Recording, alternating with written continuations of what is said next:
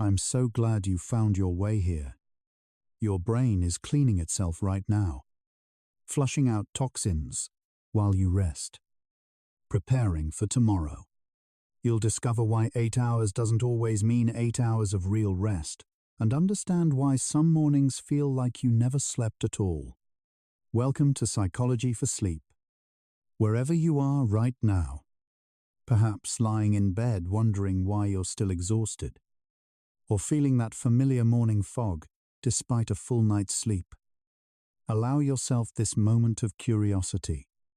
We'll journey through 100 psychology facts about sleep's hidden architecture, from the cycles your brain moves through in darkness, to the invisible thieves that steal restoration, to the truth about what good sleep really means. This thoughtful journey through sleep science builds bridges between tired minds seeking answers.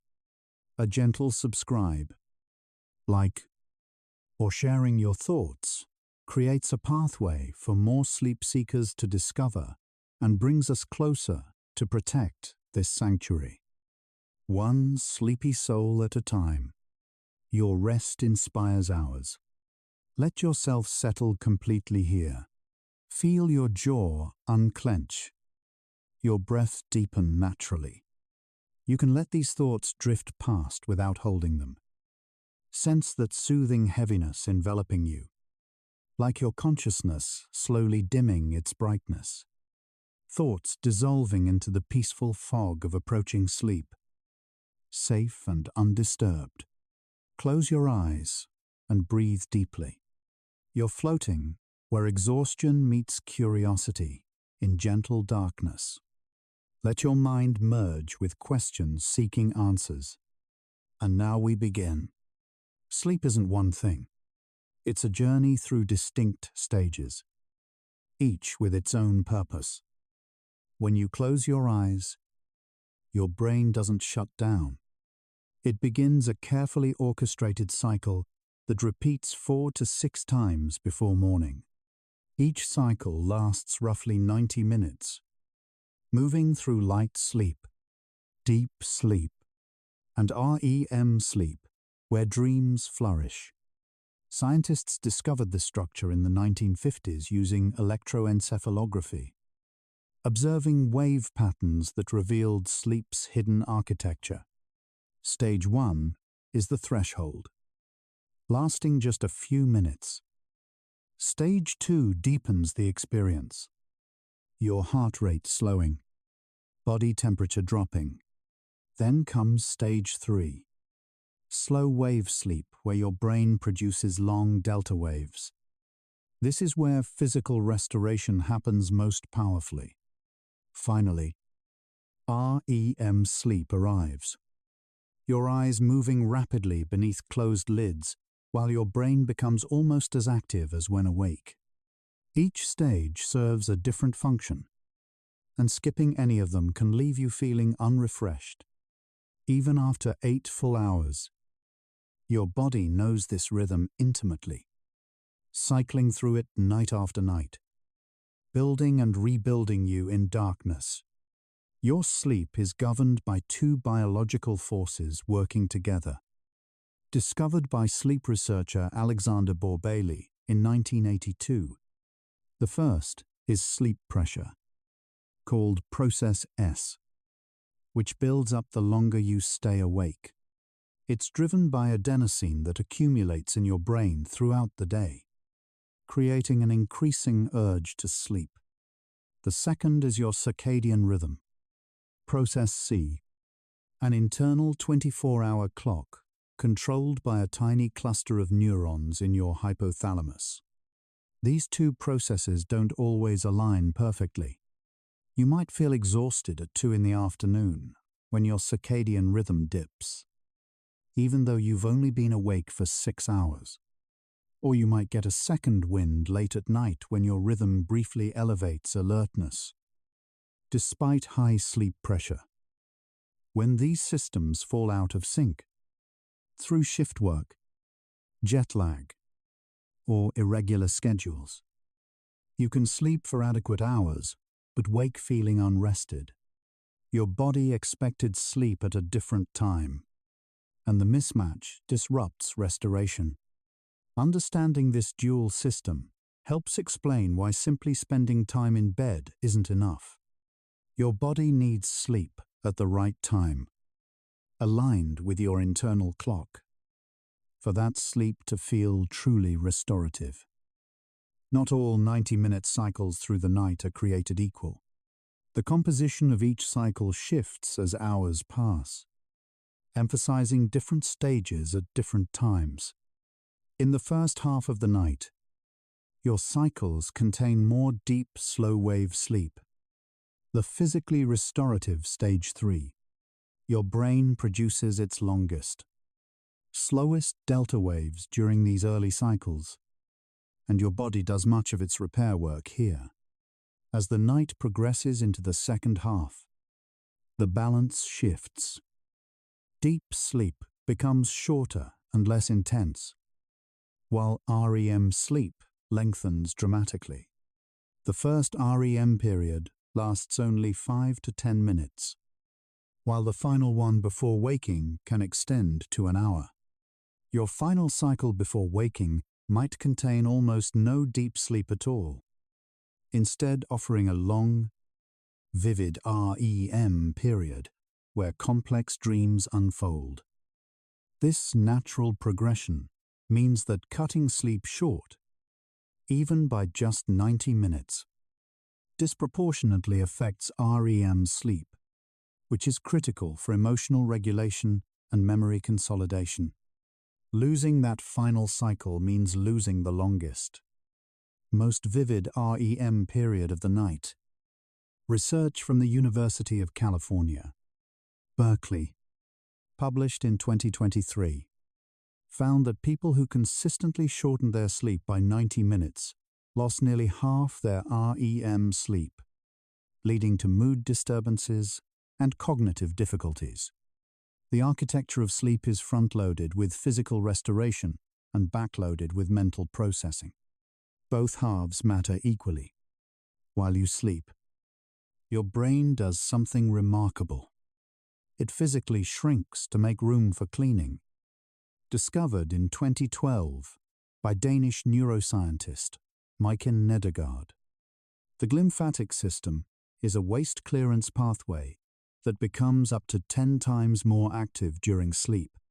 Your brain cells actually contract slightly, creating space for cerebrospinal fluid to flow through brain tissue, washing away metabolic waste products that accumulated during waking hours. One of the most important substances cleared is beta amyloid, a protein that, when allowed to build up, is strongly associated with Alzheimer's disease. This cleaning happens most efficiently during deep, slow-wave sleep, when the slow delta waves seem to coordinate the pulsing flow of fluid. Recent studies from 2024 using advanced imaging have shown that this system is dramatically less effective during light sleep or fragmented sleep. If you sleep lightly all night, constantly shifting between stages without sustained deep sleep, the glymphatic system cannot do its job properly. Waste products linger, leaving you with morning fog. You might have spent 8 hours in bed, but your brain didn't get the deep cleaning it needed. Your brain needs uninterrupted time in the depths to flush itself clean, and anything that prevents that deep descent, stress, noise, sleep disorders, can leave you feeling tired despite adequate time asleep. Adenosine is the molecular timer of wakefulness, building up in your brain from the moment you open your eyes. It's a byproduct of cellular energy use. As your neurons fire throughout the day, they break down ATP, the body's energy currency, and adenosine is left behind. The longer you stay awake, the more adenosine accumulates in regions like the basal forebrain, gradually increasing sleep pressure. Adenosine binds to receptors in your brain that inhibit arousal, promoting neurons, essentially turning down your alertness like a dimmer switch. When you finally sleep, your brain clears adenosine away, and by morning, levels are low again. Assuming your sleep was deep and uninterrupted, but if your sleep is fragmented, adenosine clearance is incomplete. You might sleep for 8 hours but wake frequently, preventing your brain from fully processing and removing the accumulated adenosine. Recent research from 2024 at Johns Hopkins found that people with fragmented sleep, even when total sleep time was normal, had significantly higher residual adenosine levels in the morning compared to those with consolidated sleep. This creates a paradox. You slept all night, but you still carry yesterday's fatigue into today. Caffeine works by blocking adenosine receptors temporarily, which is why it helps you feel alert. But it doesn't actually reduce adenosine levels. Only deep, sustained sleep can do that. If your sleep is shallow or broken, adenosine lingers, and you wake tired. Sleep inertia is that groggy, disoriented feeling when you first wake up, and it's completely normal. Your brain needs time to transition from sleep to full alertness. It typically lasts 15 to 30 minutes, but it can persist much longer if you wake from deep, slow-wave sleep rather than lighter stages. During deep sleep, your prefrontal cortex, the part of your brain responsible for decision-making and complex thought, is less active, and it takes time to come back online. Research from the University of Colorado Boulder in 2023 found that people woken abruptly from stage 3 deep sleep showed cognitive impairment similar to mild intoxication for up to an hour afterward. Their reaction times were slower, their decision-making impaired, and they reported feeling confused and exhausted. This is one reason why waking frequently during the night, even briefly, can make you feel terrible in the morning. Each awakening might pull you from deep sleep prematurely, forcing your brain to reboot repeatedly instead of allowing smooth, natural transitions between stages. If you wake feeling like you've been hit by a truck, it might be because your alarm went off during deep sleep, or because underlying sleep disruptions kept pulling you out of restorative stages all night long. The quality and timing of your awakening matters almost as much as the sleep itself. Your body temperature follows a circadian rhythm, dropping by about 1 to 1.5 degrees Fahrenheit in the evening to facilitate sleep, and rising again toward morning to promote waking. This drop is not just a side effect of sleep. It's actually a trigger for it. Your brain's internal clock signals your body to release heat through your extremities, cooling your core temperature and making it easier to fall asleep. This is why many people naturally stick their feet out from under the covers. It helps dissipate heat.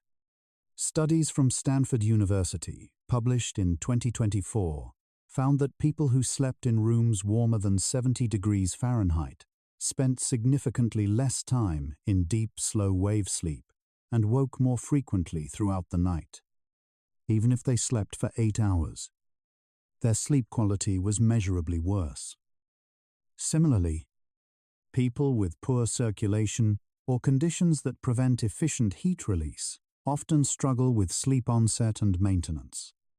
Your body needs to cool down to sleep deeply, and anything that interferes with this process, an overheated bedroom, heavy blankets, certain medications, can prevent you from reaching the deepest, most restorative stages.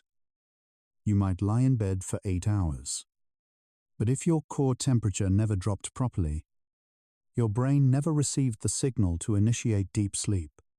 This is why you can feel tired despite adequate time in bed. Your body was there, but the conditions weren't right for true restoration. Melatonin, often called the hormone of darkness, is your body's chemical signal for nighttime. It's produced by the pineal gland in your brain in response to darkness, typically beginning to rise about 2 hours before your usual bedtime. This surge tells your body it's time to wind down and prepare for sleep.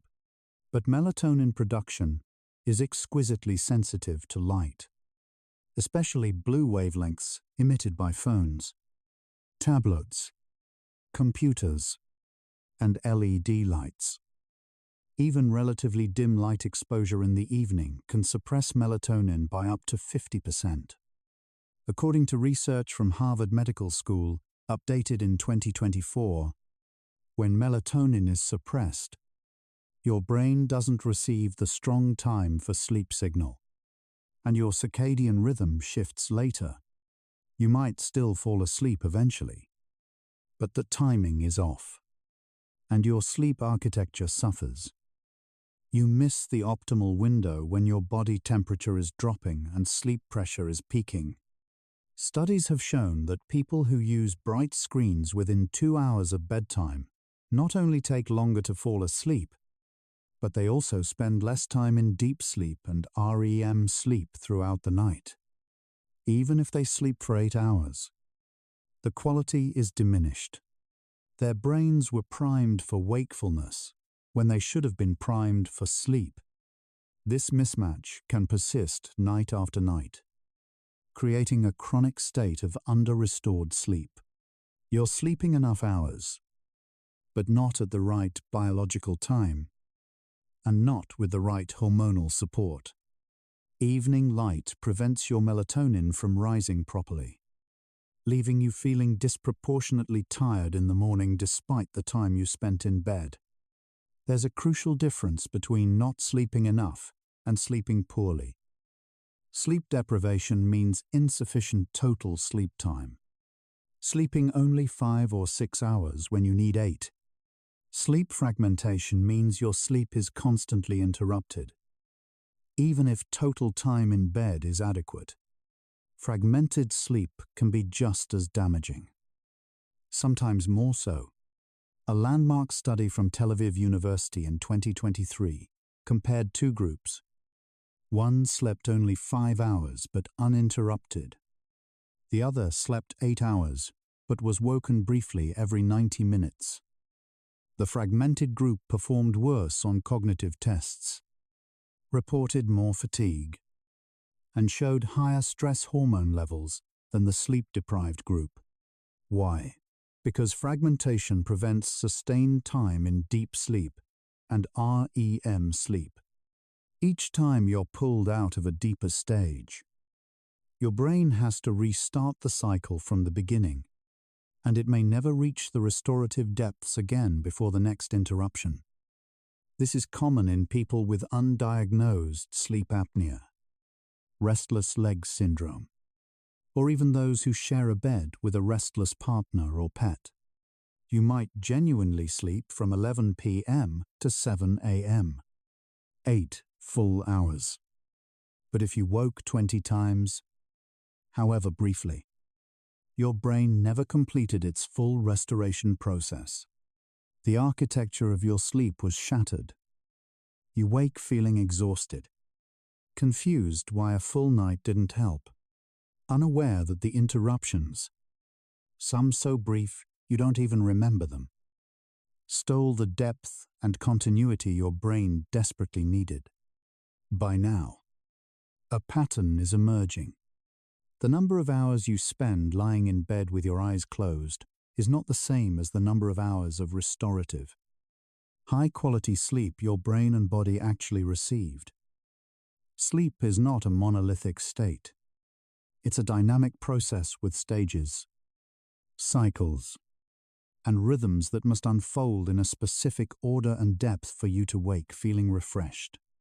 If any part of this delicate system is disrupted, if your cycles are fragmented, if deep sleep is shortened, If your circadian rhythm is misaligned, if your brain can't cool down or clean itself properly, you can spend 8, 9, even 10 hours in bed and still wake exhausted. The clock says you slept. The calendar confirms you were in bed all night. But your brain knows the truth. It didn't get what it needed. And that disconnect between time and quality is why you're tired despite doing everything right. Or at least, everything you thought was right. There's more going on beneath the surface of sleep than most people realize. And the answers to your fatigue might lie not in sleeping longer, but in sleeping better. Many people believe they can repay sleep debt on weekends, sleeping in to make up for weeknight deprivation. While extra sleep can help somewhat, it doesn't fully reverse the damage. Research from the University of Colorado Boulder, published in 2024, found that even after a weekend of recovery sleep, participants who had restricted sleep during the week still showed impaired insulin sensitivity, disrupted circadian rhythms, and cognitive deficits. The body doesn't simply bank sleep like money. Sleep debt accumulates in complex ways, affecting gene expression, immune function, and metabolic processes that don't immediately reset with a few extra hours. Moreover, sleeping in on weekends can actually worsen circadian misalignment, a phenomenon called social jet lag. If you normally wake at 6 a.m. on weekdays but sleep until 10 a.m. on Saturday, you're essentially giving yourself a 4-hour time zone shift twice a week. Your internal clock becomes confused, making it harder to fall asleep Sunday night and increasing Monday morning fatigue. Studies show that people with high social jet lag report worse mood, increased stress, and poorer overall health, even when their total weekly sleep hours seem adequate. The solution isn't to avoid sleeping in occasionally, but to recognize that consistent, regular sleep, going to bed and waking at roughly the same time every day, is far more restorative than erratic patterns. Even if the average total is the same, your body craves rhythm and predictability. When you give it that, sleep becomes more efficient and restorative. Alcohol is one of the most misunderstood sleep aids. It does help you fall asleep faster. Alcohol is a central nervous system depressant that increases drowsiness and reduces sleep latency. But the sleep it produces is not restorative. Alcohol suppresses REM sleep, particularly in the first half of the night, and increases sleep fragmentation in the second half as your body metabolizes it. Research from the University of Melbourne in 2023 found that even moderate alcohol consumption, 2 drinks within a few hours of bedtime, reduced REM sleep by 20 to 40%, with heavier consumption causing even greater suppression, and increased awakenings in the second half of the night. Participants reported feeling less rested in the morning despite sleeping a full 8 hours. This happens because alcohol disrupts the natural progression of sleep cycles. It sedates you into a state that resembles sleep but lacks the deeper, more organized architecture your brain needs. Additionally, alcohol is a diuretic, increasing the likelihood you'll wake to use the bathroom, and it relaxes the muscles in your throat, worsening snoring and sleep apnea in susceptible individuals. The nightcap that seems to help you unwind actually prevents the genuine, restorative rest your body is seeking. If you regularly use alcohol to fall asleep and wake feeling unrested, this might be why. Your brain was chemically sedated but never truly allowed to sleep properly. Even a single night of poor sleep measurably impairs cognitive function.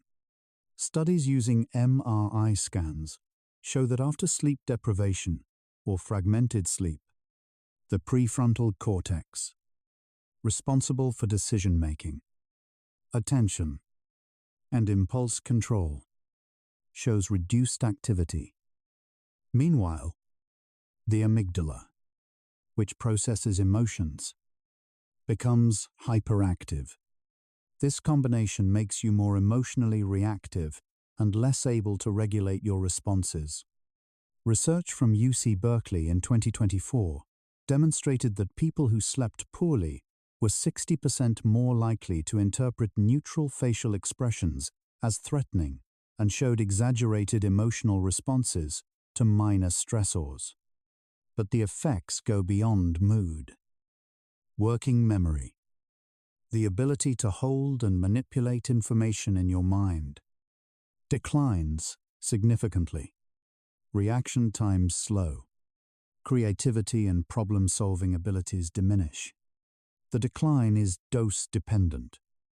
The worse your sleep, the worse your performance. And here's the troubling part. People often don't realize how impaired they are. Studies show that after several nights of poor sleep, individuals rate their alertness and performance as only mildly reduced, while objective tests show profound deficits. Your brain adapts to a new, diminished baseline and accepts it as normal. You might think you're functioning fine on 6 hours of fragmented sleep, but compared to your well-rested self, you're operating at a fraction of your capacity. This is why you can feel fine during the day but still sense something is off. Your brain is compensating, but at a cost. Sleep doesn't just rest your brain. It actively processes and reorganizes your memories, particularly emotional ones. During REM sleep, your brain replays experiences from the day, strengthening important memories and weakening trivial ones. But it also does something more subtle. It processes the emotional charge of those memories, helping you integrate difficult experiences and reducing their emotional intensity. Research from the University of Massachusetts in 2023 found that REM sleep acts like overnight therapy, allowing you to retain the factual content of emotional events while softening the emotional sting. This is why the saying "sleep on it" has scientific merit. Problems that feel overwhelming at night often seem more manageable in the morning. But when REM sleep is disrupted or shortened, this emotional processing doesn't happen properly. You wake still carrying the full emotional weight of yesterday's stresses. And over time, this can contribute to anxiety and mood disorders. People with chronic insomnia or fragmented sleep often report feeling emotionally raw, as if they have no buffer between themselves and the world. Their brains haven't had the chance to process and file away emotional experiences properly. This creates a reinforcing pattern. Poor sleep increases emotional reactivity, which increases stress, which further disrupts sleep.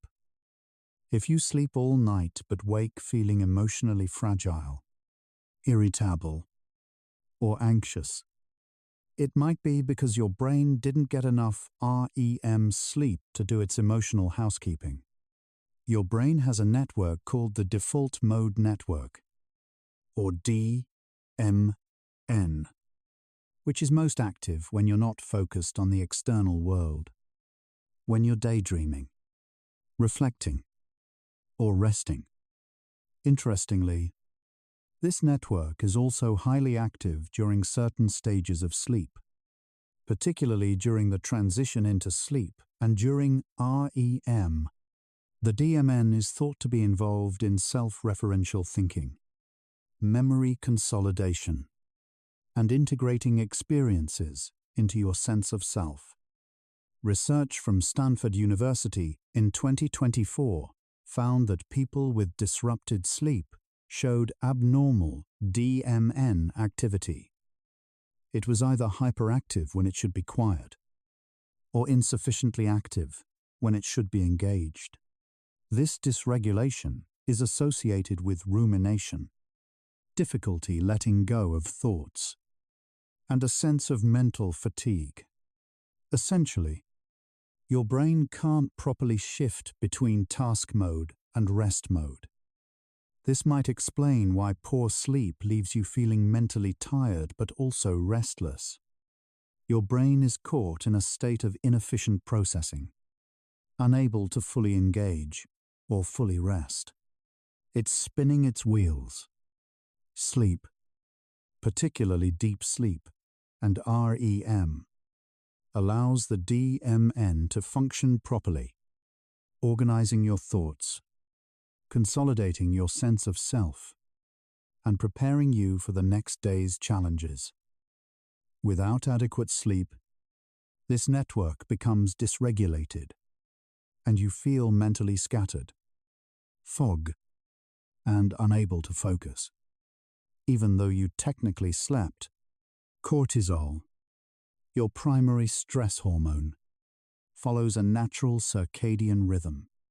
It's lowest at night, allowing you to sleep, and peaks in the early morning, helping you wake up. But chronic stress disrupts this pattern.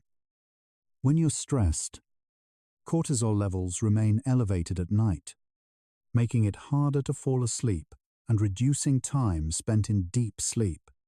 Research from the Max Planck Institute in 2024 found that people with elevated nighttime cortisol spent significantly less time in slow-wave sleep and woke more frequently, even when total sleep time was normal.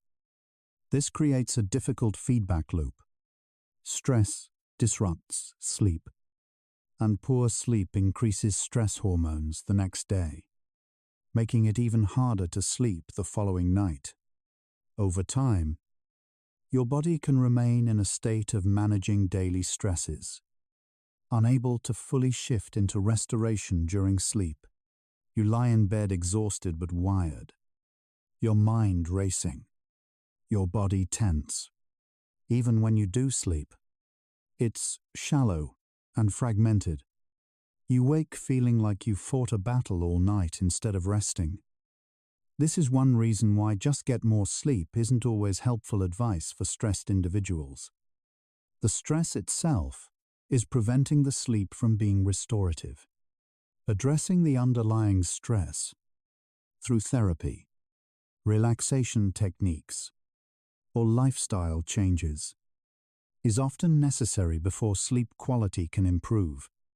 Your body can't rest deeply if it believes it's under threat.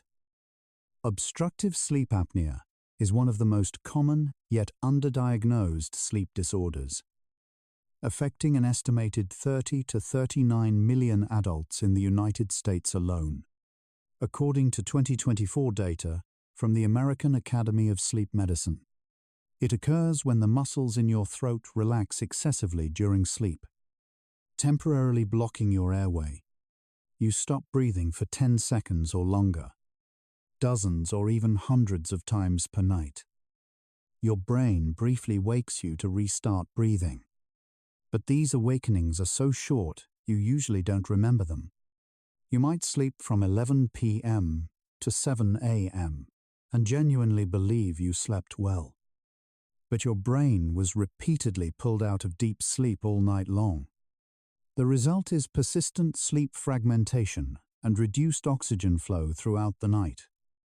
People with untreated sleep apnea report crushing daytime fatigue, morning headaches, difficulty concentrating, and irritability. They might sleep 10 hours and still feel exhausted because their brain never stayed in restorative sleep long enough to complete its work. Sleep apnea is more common in people who are overweight, but it can affect anyone, particularly those with structural differences in the airway, large tonsils, or a recessed jaw. It's often identified by a bed partner who notices loud snoring followed by pauses in breathing. If you sleep all night but wake feeling like you didn't sleep at all, and especially if you snore or gasp during sleep, this might be why. Your brain was fighting for oxygen all night instead of resting. Restless legs syndrome, or RLS, is a neurological condition characterized by an irresistible urge to move your legs, usually accompanied by uncomfortable sensations. It typically worsens in the evening and can make it extremely difficult to fall asleep. But even when you do fall asleep, many people with RLS also experience periodic limb movements during sleep, involuntary jerking or twitching of the legs that can occur dozens of times per hour. Each movement can briefly disrupt sleep, pulling you out of deeper stages without fully waking you.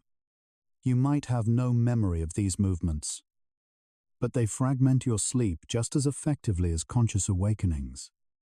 Research from Johns Hopkins in 2023 found that people with untreated periodic limb movements spent significantly less time in deep, slow-wave sleep and reported feeling unrefreshed in the morning, even with normal total sleep time. The exact cause of RLS isn't fully understood, but it's associated with iron deficiency, dopamine dysregulation, and certain medications. It affects up to 10% of adults at some point in their lives. If you frequently wake with sore legs, if your partner complains about your nighttime kicking, or if you feel an overwhelming urge to move your legs when trying to relax, this could be preventing your deep sleep.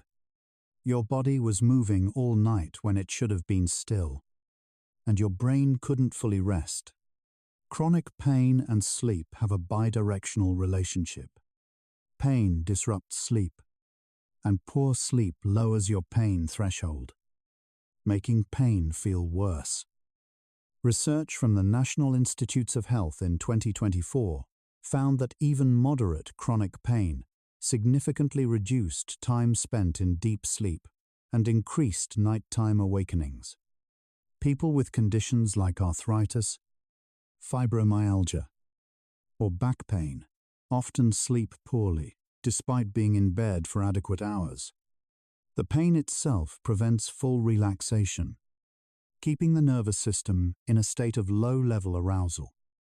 You might drift into light sleep, but any shift in position can trigger discomfort, pulling you back toward wakefulness. Over time, this creates a state of perpetual fatigue. Your brain never gets sustained deep sleep, and the lack of restorative sleep makes your pain worse the next day, creating a self-perpetuating pattern. Additionally, poor sleep reduces your body's production of natural pain, relieving chemicals and increases inflammation, further amplifying discomfort. If you sleep all night, but wake feeling exhausted and achy, chronic pain might be fragmenting your sleep without you fully realizing it. Your conscious mind might not register every time you shifted positions or briefly woke, but your brain does, and it adds up.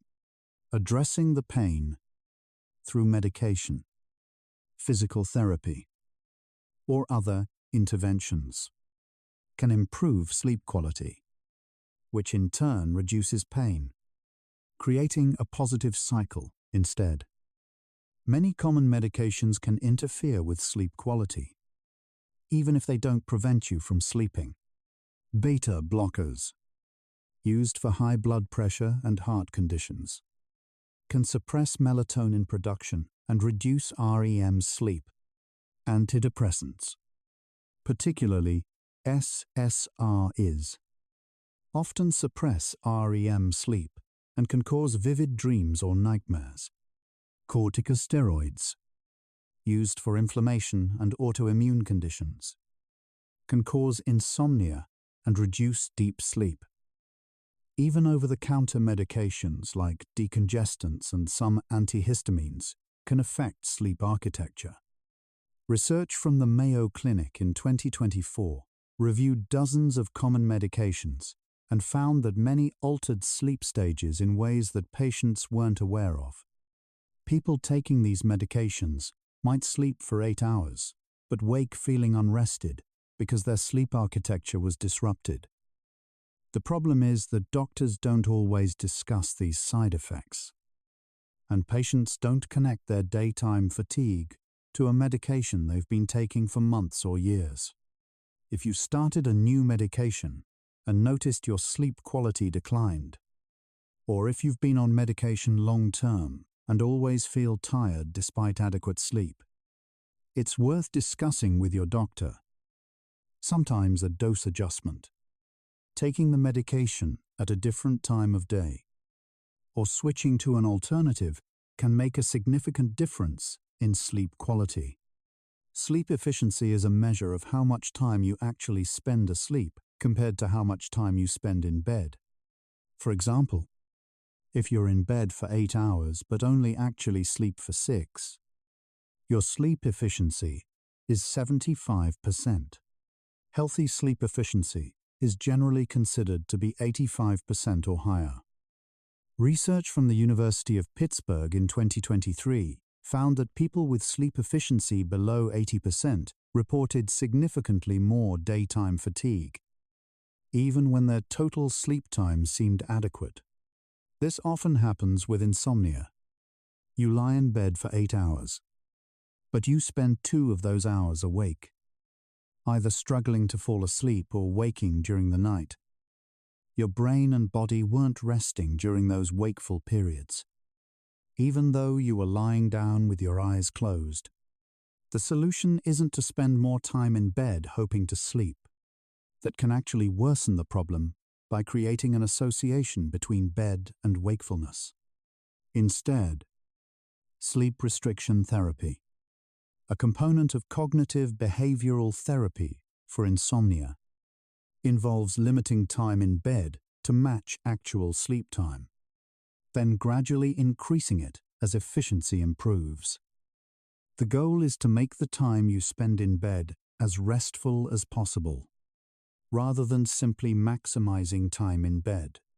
If you consistently lie awake for long periods at night, your sleep efficiency is low, and that might explain why you feel tired despite adequate time in bed. Depression and anxiety are both strongly associated with sleep disturbances, but the relationship is complex and bidirectional. Depression often causes early morning awakening. You fall asleep fine, but wake at 4 or 5 a.m. and can't fall back asleep. Anxiety typically causes difficulty falling asleep, with racing thoughts and physical tension preventing the descent into sleep. Both conditions can reduce REM sleep and deep sleep, fragmenting the architecture that makes sleep restorative. Research from Harvard Medical School in 2024 found that treating sleep problems in people with depression or anxiety significantly improved their mental health outcomes, sometimes as much as traditional therapy or medication. This suggests that poor sleep isn't just a symptom. It's an active contributor to the condition. Your brain needs sleep to regulate mood, process emotions, and maintain chemical balance. When sleep is disrupted night after night, it becomes nearly impossible for your brain to function properly, and mental health symptoms worsen. This creates another reinforcing pattern. Anxiety disrupts sleep. Poor sleep worsens anxiety, which further disrupts sleep. If you sleep all night but wake feeling emotionally exhausted, hopeless, or anxious, your mental health might be preventing the restorative quality of your sleep. Addressing the underlying condition through therapy, medication, or lifestyle changes often improves sleep, which in turn improves mental health. Not everyone's internal clock runs on the same schedule. Genetics play a significant role in determining whether you're a morning person a night owl, or somewhere in between. This is called your chronotype. Research from the University of Munich in 2024 found that roughly 40% of people have a circadian rhythm that naturally runs later than the traditional 11 p.m. to 7 a.m. sleep schedule. These evening types feel most alert and productive late in the day and struggle to fall asleep before midnight or 1 a.m. But modern society, work schedules, school start times, social expectations, forces most people into an early schedule regardless of their chronotype. This creates a phenomenon called social jet lag, where your biological clock is constantly misaligned with your social clock. Even if you force yourself to sleep from 11 p.m. to 7 a.m., if your body naturally wants to sleep from 1 a.m. to 9 a.m., your sleep quality suffers. You might get 8 hours, but they're not aligned with your circadian rhythm, so they're less restorative. Studies show that people with high social jet lag have worse mood, more health problems, and report feeling chronically fatigued. Even with adequate total sleep, if you're a night owl forced into an early schedule, or an early bird in a late-night profession, this mismatch might be why you feel tired all the time.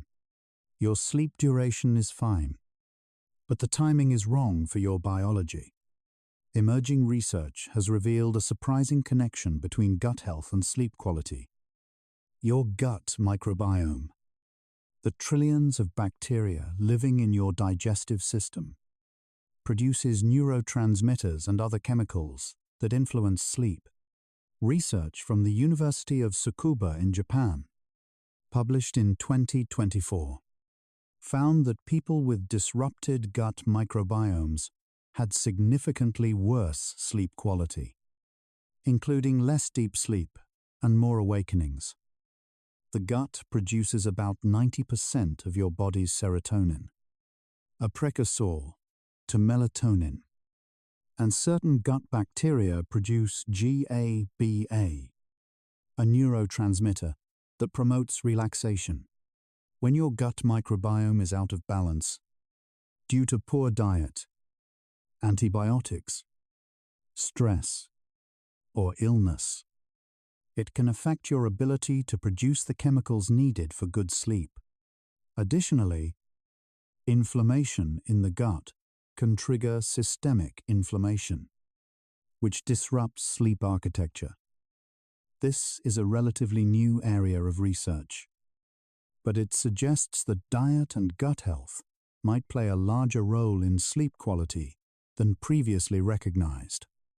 If you eat a poor diet heavy in processed foods, sugar, and low in fiber, your gut microbiome suffers, and your sleep might suffer as a result. You could be sleeping 8 hours, but waking unrefreshed because your gut isn't supporting the biochemical processes that make sleep restorative. Improving your diet. More fiber, fermented foods, diverse plant foods might improve your sleep in ways you didn't expect. 25 facts in, and a truth is emerging from the complexity. Sleep is not a single, simple thing you either get or don't get. It's a layered, delicate process involving brain waves, hormones, temperature regulation, circadian rhythms, chemical clearance systems, and emotional processing.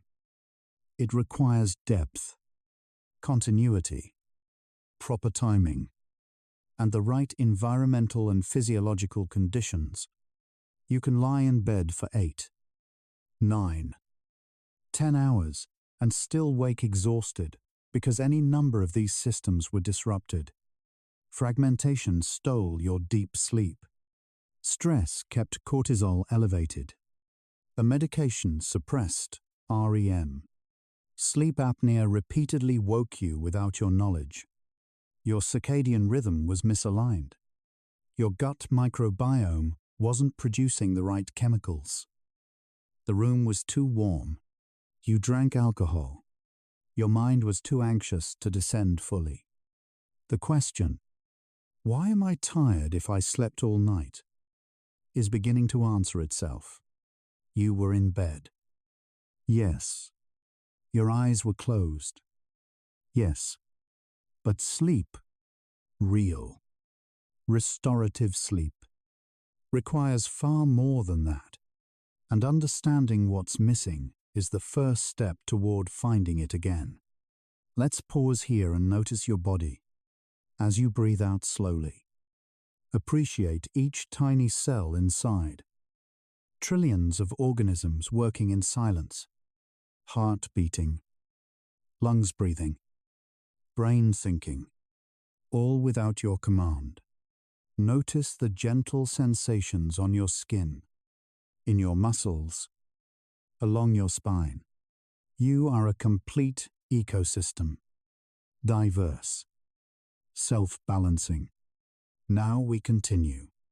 The blue light emitted by phones, tablets, computers, and LED lights is particularly disruptive to sleep because it mimics the wavelength of natural daylight, which signals to your brain that it's time to be awake.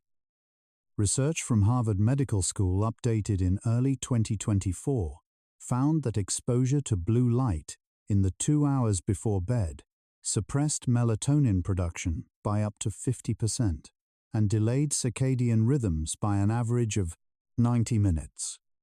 What this means practically is that if you scroll through your phone until 11 p.m., your brain thinks it's still 9:30 p.m., and your body isn't prepared to sleep. Even if you force yourself to close your eyes, you'll likely spend less time in deep sleep and REM sleep because your circadian rhythm is out of sync. The content you're consuming also matters. If it's stimulating, stressful, or emotionally engaging, it further activates your nervous system, making it even harder to transition to sleep. Many people report that they can fall asleep despite using screens. But studies show that objective sleep quality, measured by brain waves, is measurably worse. You might sleep for 8 hours, but the architecture is shallower, more fragmented, and less restorative. If you use screens heavily before bed and wake feeling unrested, evening light is likely preventing your melatonin from rising properly, delaying your rhythm, and keeping you from the deep descent your brain needs. Caffeine has a half-life of about 5 to 6 hours, meaning that if you drink a cup of coffee at 3 p.m., roughly half the caffeine is still in your system at 9 p.m. Research from the Sleep and Performance Research Center in 2023 found that caffeine consumed even 6 hours before bedtime significantly reduced total sleep time and deep sleep. Even though participants reported no difficulty falling asleep, the problem is that caffeine blocks adenosine receptors in your brain, those same receptors that build up sleep pressure throughout the day. Even when you fall asleep with caffeine in your system, your sleep is lighter and more fragmented because the chemical signal for deep sleep is being partially blocked. People often don't realize this because they can fall asleep. They assume caffeine isn't affecting them, but falling asleep and sleeping well are not the same thing. If you drink coffee or caffeinated tea in the afternoon and wake feeling tired despite adequate sleep, this might be why. Your brain was in bed for 8 hours, but it couldn't access the deepest, most restorative stages because caffeine was still interfering. The solution for many people is to avoid caffeine after noon or early afternoon, allowing enough time for it to fully clear before sleep. Your bedroom temperature has a surprisingly large impact on sleep quality. As mentioned earlier, Your core body temperature needs to drop to initiate and maintain deep sleep. Research from the National Sleep Foundation in 2024 recommends a bedroom temperature between 60 and 67 degrees Fahrenheit for optimal sleep. When the room is too warm, your body struggles to dissipate heat, and this prevents the temperature drop needed for deep sleep. Studies using sleep trackers and polysomnography found that people sleeping in rooms warmer than 70 degrees spent significantly less time in slow-wave sleep and woke more frequently. Even a few degrees can make a difference. Interestingly, this is also why a warm bath or shower before bed can help. It temporarily raises your core temperature, and when you get out, your body rapidly cools down, which signals the brain that it's time to sleep. If your bedroom is too warm, you might sleep for 8 hours, but spend most of it in lighter stages, waking frequently without fully realizing it. You wake in the morning sweating slightly, feeling unrested, and blaming it on stress or a bad mattress, when the real culprit might be the thermostat. Even if noise doesn't fully wake you, it can still disrupt your sleep architecture. Research from the WHO European Centre for Environment and Health in 2023 found that chronic noise exposure from traffic, neighbors, snoring partners, or even household sounds like a refrigerator or heating system significantly increased sleep fragmentation and reduced deep sleep.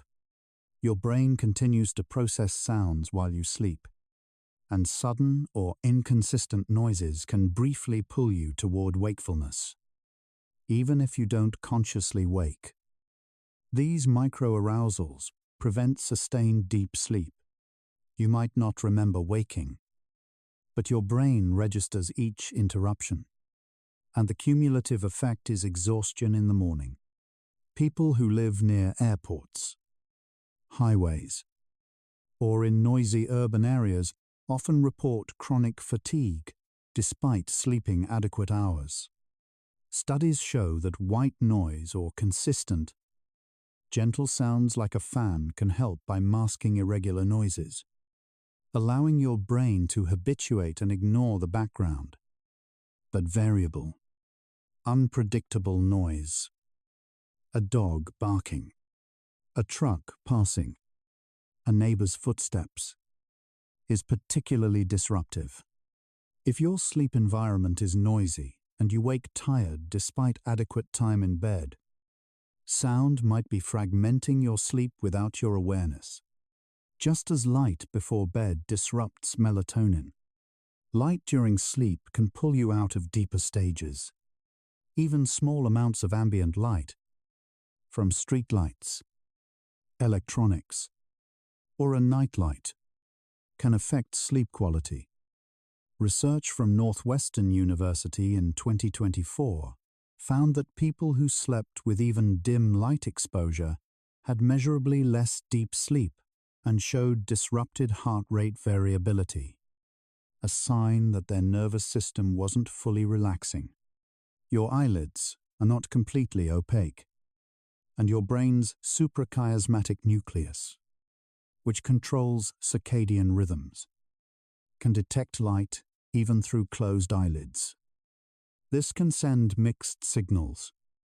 Your brain thinks it should be awake, even though you're lying down trying to sleep. Over time, chronic light exposure during sleep has been linked to increased risk of depression, obesity, and metabolic disorders. If you sleep in a room with significant ambient light, from windows, electronics, or hallway lights, this could be preventing your brain from fully descending into deep sleep. Blackout curtains, eye masks, and eliminating electronic lights can make a significant difference. You might sleep for 8 hours, but if your brain detected light signals throughout, it couldn't fully commit to deep, Restorative sleep. One of the cruelest ironies of sleep is that trying too hard to sleep makes it worse. Sleep is a passive process. It happens when you let go, when you stop trying.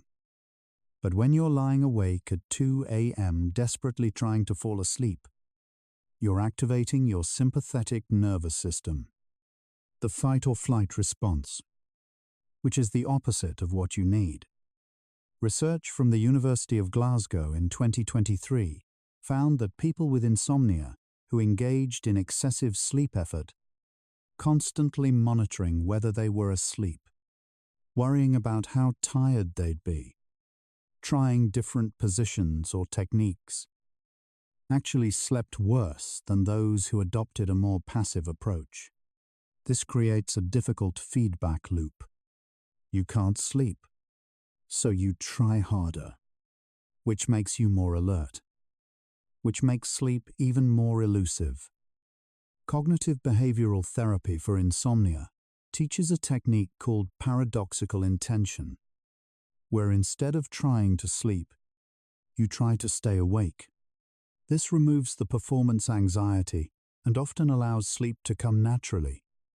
If you spend hours lying in bed trying to force sleep and wake exhausted from the effort, this mental struggle might be part of the problem.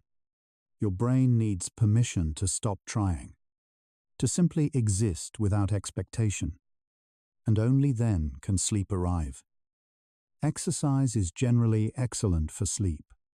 It increases sleep pressure, reduces stress, and improves overall health. But timing matters. Vigorous exercise raises core body temperature, increases heart rate, and activates the sympathetic nervous system, all of which are wake-promoting.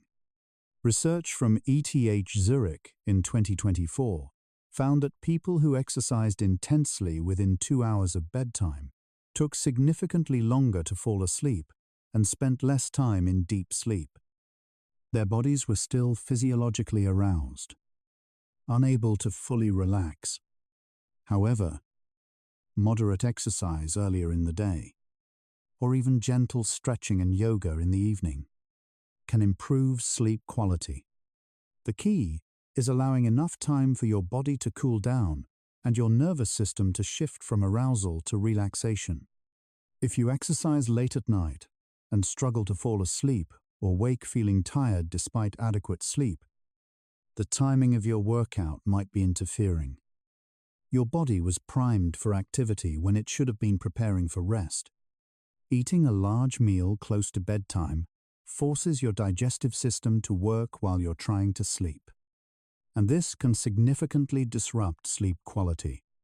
Research from the University of Pennsylvania in 2023 found that people who ate within 2 hours of bedtime spent less time in deep sleep and experienced more awakenings, particularly in the second half of the night. Digestion raises core body temperature slightly and keeps your metabolism active, both of which are counterproductive to sleep. Additionally, lying down with a full stomach can cause acid reflux, which disrupts sleep and can create a sensation of chest discomfort or coughing. Certain foods are particularly problematic.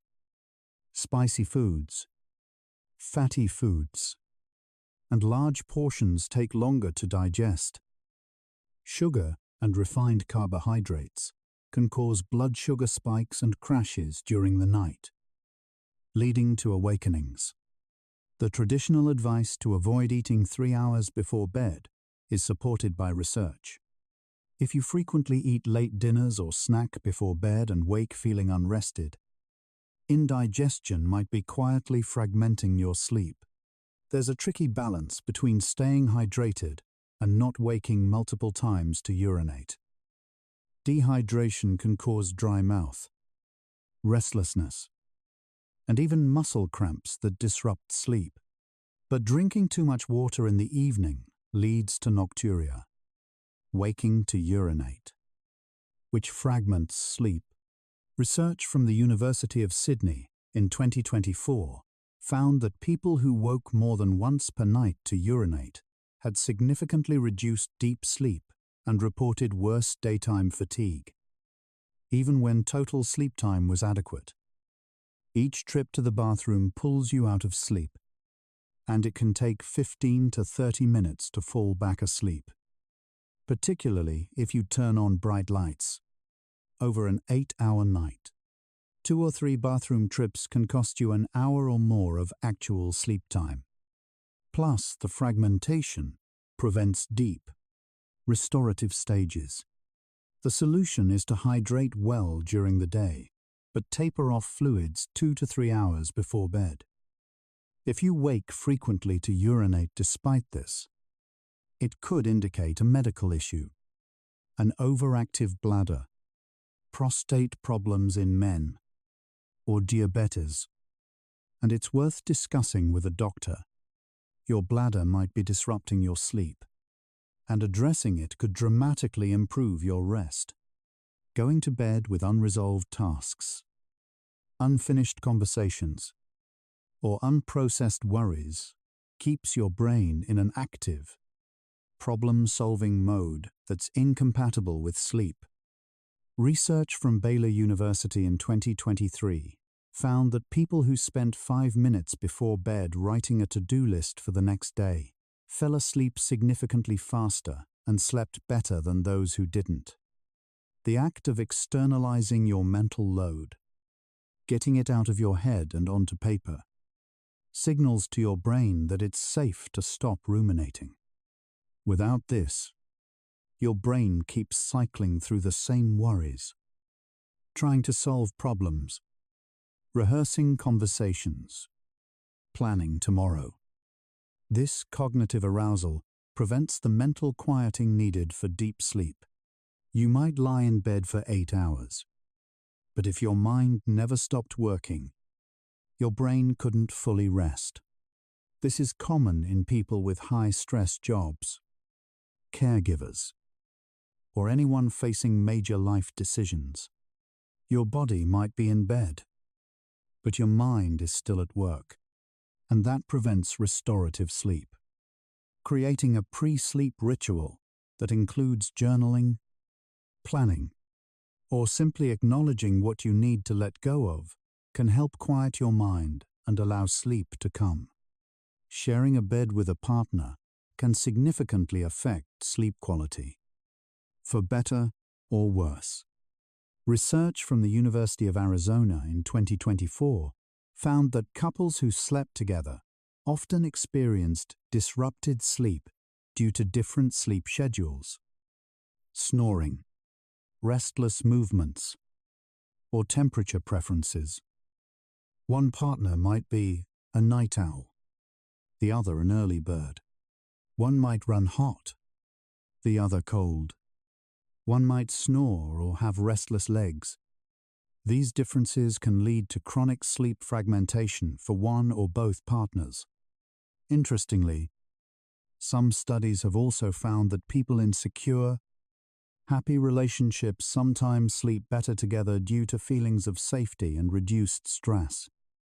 But for many couples, particularly those with mismatched sleep needs, sleeping separately, or at least having separate blankets and enough bed space, can improve sleep quality dramatically. If you sleep with a partner and wake feeling tired despite adequate time in bed, their presence might be fragmenting your sleep. This doesn't mean your relationship is bad. It just means your sleep needs might not be compatible. Addressing it openly and finding solutions can improve both your sleep and your relationship. Shift work, particularly rotating shifts or night shifts, is one of the most damaging things you can do to your sleep and health. Research from the International Agency for Research on Cancer has classified night shift work as a probable carcinogen due to its disruption of circadian rhythms. When you work at night and sleep during the day, you're fighting against millions of years of evolutionary biology. Your circadian rhythm is controlled primarily by light exposure. And even if you sleep during the day, your brain receives conflicting signals: sunlight leaking through curtains, daytime noise, and your body's internal clock all signal that it's time to be awake. Studies from the University of Surrey in 2024 found that shift workers, even when they slept for 8 hours during the day, had significantly reduced deep sleep and REM sleep compared to night sleepers. Their bodies never fully adapted, and they experienced chronic sleep deprivation even with adequate time in bed. This leads to increased risk of obesity, diabetes, cardiovascular disease, depression, and cognitive decline. If you work shifts and constantly feel exhausted despite sleeping, this is why. Your body is trying to sleep when it's biologically programmed to be awake. And the result is perpetual, unrefreshing sleep. Hyperarousal is a state where your nervous system remains elevated even during rest. Research from UC Berkeley in 2024 found that people experiencing hyperarousal showed increased heart rate variability and elevated skin conductance during sleep, physiological signs that their bodies never fully relaxed. Their muscles remained slightly tense, breathing stayed shallow, and the brain maintained a low-level vigilance for threats, even while sleeping. This explains why some people wake feeling exhausted despite lying still for 8 hours. Their bodies went through the motions of sleep, but the nervous system never truly downshifted into restoration mode. When your fight or flight system can't fully disengage, sleep becomes shallow and unrefreshing, leaving you depleted rather than renewed. This state is often driven by chronic stress, anxiety, or trauma that keeps your body in a protective stance. You might lie in bed for 8 hours, but your brain never stopped being on guard, and that prevents restorative sleep. Addressing the underlying stress or anxiety through therapy, relaxation techniques, or other interventions can help your nervous system learn to fully relax again, allowing deeper, more restorative sleep. Seasonal changes affect sleep in ways many people don't realize, particularly in regions far from the equator, where daylight hours vary dramatically. Research from the National Institute of Mental Health in 2023 found that people in northern latitudes often experience poorer sleep quality during winter months due to reduced sunlight exposure. Less daytime light exposure weakens circadian rhythms, making it harder for your body to distinguish between day and night. Additionally, many people experience seasonal affective disorder, a type of depression triggered by reduced sunlight, which further disrupts sleep. In summer, the opposite problem can occur. Excessive evening light delays melatonin production, making it harder to fall asleep at your usual time. If you notice your sleep quality changes with the seasons, this is why. Your circadian rhythm is being pulled off track by shifting light exposure patterns. Using bright light therapy in the morning during winter and limiting evening light exposure during summer can help maintain consistent sleep quality year-round. We've explored 26 different factors that can disrupt sleep quality: screen light, caffeine, temperature, noise, light during sleep, excessive effort, exercise timing, late eating, hydration imbalance, cognitive load, partner disturbances, shift work, hyperarousal, and seasonal changes. Each one individually might seem small, but they compound. You might have 3, 5, or 10 of these factors affecting your sleep simultaneously. Your bedroom is too warm and too bright, and you drank coffee at 3 p.m., and you scrolled your phone until 11 p.m., and your partner snores, and you have unresolved stress. Each factor chips away at your sleep architecture, preventing the depth and continuity your brain needs. You spend 8 hours in bed, but your sleep is shallow, fragmented, and misaligned. The truth is becoming undeniable. Time in bed does not equal restorative sleep. Quality is determined by 1,000 small details. And when those details are wrong, no amount of time will fix it. The question isn't, why am I tired if I slept all night? The question is, did I actually sleep? Or did I just lie in bed while my brain struggled against obstacles I didn't even know were there? You're still here, still awake, still listening to these quiet truths about sleep. Take a slow breath. Notice how your body feels a little heavier now, as if understanding itself has weight. We're exploring the mystery of exhaustion together. You and I and everyone listening in the dark, searching for answers in the science of rest. There's no rush, no pressure to fix everything tonight. Just the gentle curiosity of minds seeking to understand why sleep feels so difficult sometimes. Let's continue. Sleep debt accumulates when you consistently sleep less than your body needs. And it doesn't disappear quickly. Research from the University of Pennsylvania in 2023 found that even a single night of 4-hour sleep creates a debt that takes multiple nights of recovery sleep to fully repay. But most people don't get just one bad night. They accumulate weeks, months, or years of insufficient sleep. Your body keeps track. Every hour of lost sleep adds to a deficit that manifests as chronic fatigue, impaired cognition, mood disturbances, and increased disease risk. The problem is that your perception of sleepiness diminishes over time. After several nights of poor sleep, you stop feeling as acutely tired, and you assume you've adapted. But objective performance tests show you haven't. You're just numb to the fatigue. This is why people can sleep 7 hours a night for years, feel fine, but actually be operating at a significant deficit compared to their well-rested selves. If you've been sleeping less than 8 hours consistently and wake tired, you might be carrying a substantial sleep debt that can't be repaid with a single good night's sleep. It's entirely possible to sleep 9 hours and wake exhausted, or sleep 6 hours and wake refreshed, depending on sleep quality. Quality is determined by how much time you spend in deep sleep and REM sleep, how fragmented your sleep is, and how well your sleep aligns with your circadian rhythm.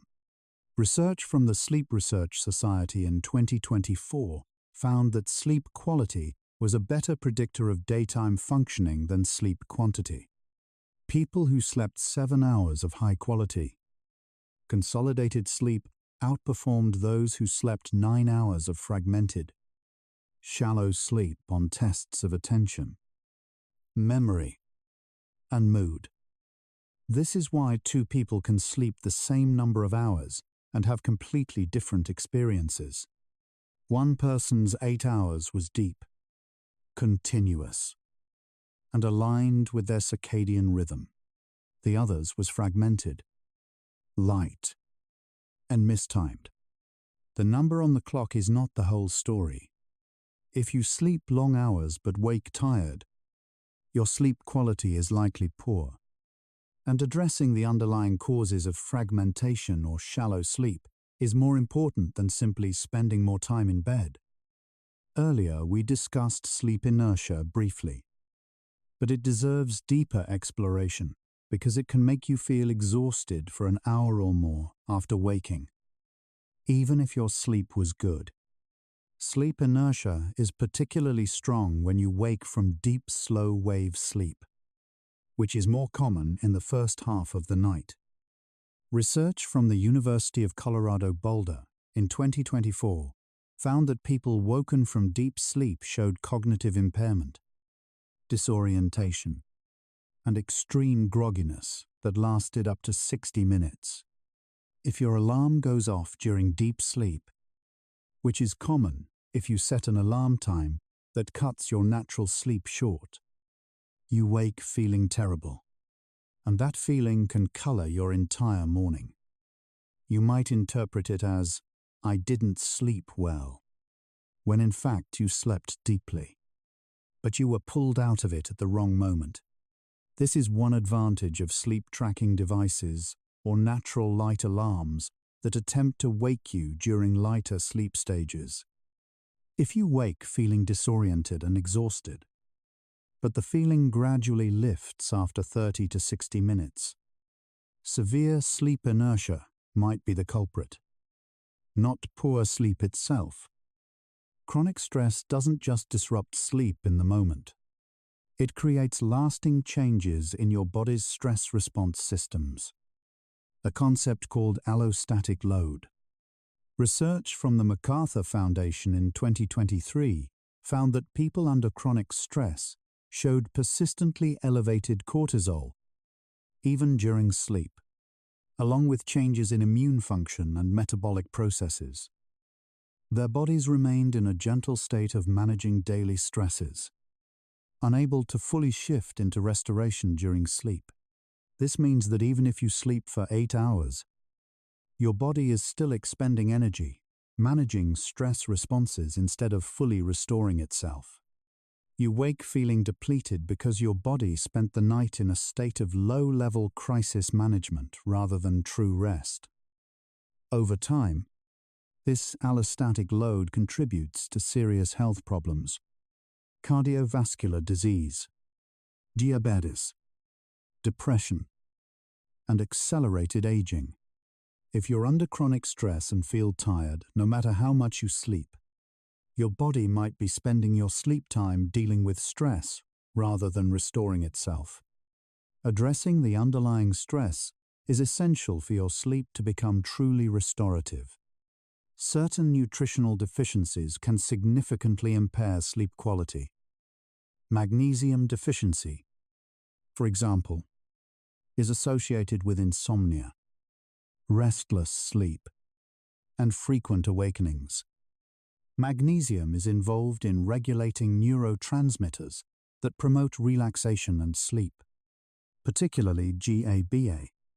Research from the Journal of Research in Medical Sciences in 2023 found that magnesium supplementation improved sleep quality in people with deficiency. Similarly, iron deficiency is strongly linked to restless legs syndrome, which we discussed earlier. Vitamin D deficiency has been associated with poor sleep quality and sleep disorders. B vitamins, particularly B6 and B12, are involved in melatonin production. If your diet is lacking in these nutrients, or if you have absorption issues due to digestive problems, your body simply doesn't have the raw materials it needs to produce the chemicals required for good sleep. You might sleep for 8 hours, but without adequate magnesium, iron, or vitamins, your brain can't generate the deep, restorative sleep it needs. If you eat a poor diet or have known deficiencies and wake tired despite adequate sleep, this might be part of the problem. Some people genuinely believe they function well on 5 or 6 hours of sleep, and they point to their productivity as evidence. But research from Washington State University in 2024 found that people who chronically restricted sleep to 6 hours or less showed significant cognitive impairment, but they also showed reduced self-awareness of that impairment. In other words, they thought they were performing fine, but objective tests showed they weren't. This happens because sleep deprivation impairs the very brain regions responsible for judging your own performance. Your prefrontal cortex, which handles executive function and self-assessment. There is a rare genetic mutation, affecting less than 1% of the population, that allows people to function well on less sleep. But for the vast majority, believing you're functioning well on 6 hours often reflects the subtle way sleep loss affects self-awareness rather than actual performance. If you sleep 6 hours and think you're fine, but you rely on caffeine to get through the day, feel irritable or foggy, or catch every cold that goes around, you're likely not fine. You're just numb to your own fatigue. Rarely is there a single cause for chronic fatigue despite adequate sleep. Usually, it's a combination of factors. You might have mild sleep apnea, elevated stress, a too warm bedroom, evening screen use, and a circadian rhythm misalignment. Individually, each might seem minor, but together, they compound. Research from the Stanford Center for Sleep Sciences in 2024 found that people with multiple sleep disruptors reported exponentially worse fatigue than those with a single issue. It's not additive. It's multiplicative. Each problem makes the others worse. Sleep apnea fragments your sleep, which increases stress, which makes you more sensitive to noise and light, which further fragments your sleep, which worsens the apnea. This creates a downward spiral where sleep quality deteriorates progressively. If you wake tired despite adequate sleep and you can identify multiple potential causes, addressing just one might not be enough. You might need to systematically improve your sleep hygiene, treat underlying conditions, manage stress, and optimize your environment all at once to see meaningful improvement. Sleep is a holistic process, and restoring it often requires a holistic approach. Sometimes the problem isn't your sleep itself, but your expectations about sleep. Research from the University of Pennsylvania in 2023 found that many people overestimate how much sleep they need or misinterpret normal variations in sleep as problems. Some people naturally need less than 8 hours. 7 or even 6.5 might be sufficient for them. If you sleep 7 hours, wake feeling fine, but then convince yourself you should be tired because you only got 7 hours, you might create fatigue through expectation. Similarly, everyone has occasional nights of poor sleep, and waking once or twice per night is normal, particularly as you age. If you catastrophize these normal variations, anxiety about sleep can become a bigger problem than the sleep itself. This isn't to dismiss genuine sleep problems, but rather to acknowledge that sometimes our beliefs about sleep create distress that wouldn't exist otherwise. If you sleep reasonably well but feel anxious about not sleeping perfectly, that anxiety might be the real difficulty, not your actual sleep. Chronic inflammation in the body is both a cause and a consequence of poor sleep. Research from Emory University in 2024 found that people with elevated inflammatory markers, measured by C-reactive protein and interleukin-6, had significantly worse sleep quality, including less deep sleep and more awakenings. Inflammation can be caused by many factors: poor diet, obesity, chronic stress, autoimmune conditions, or unresolved infections. It creates a state of low-level immune activation that disrupts sleep. At the same time, poor sleep worsens inflammation, creating another feedback loop. Your body uses deep sleep to regulate immune function and reduce inflammation. If you don't get enough deep sleep, inflammation persists and often worsens. If you have chronic pain, autoimmune issues, or feel generally unwell in addition to being tired, inflammation might be disrupting your sleep. Anti-inflammatory interventions, improving diet, exercise, stress reduction, or medical treatment can improve sleep, which in turn reduces inflammation further. 50 facts in, and the truth is crystallizing.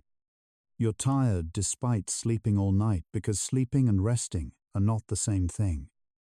You can lie in bed for 8 hours with your eyes closed and still not give your brain and body what they need. Sleep is not passive time.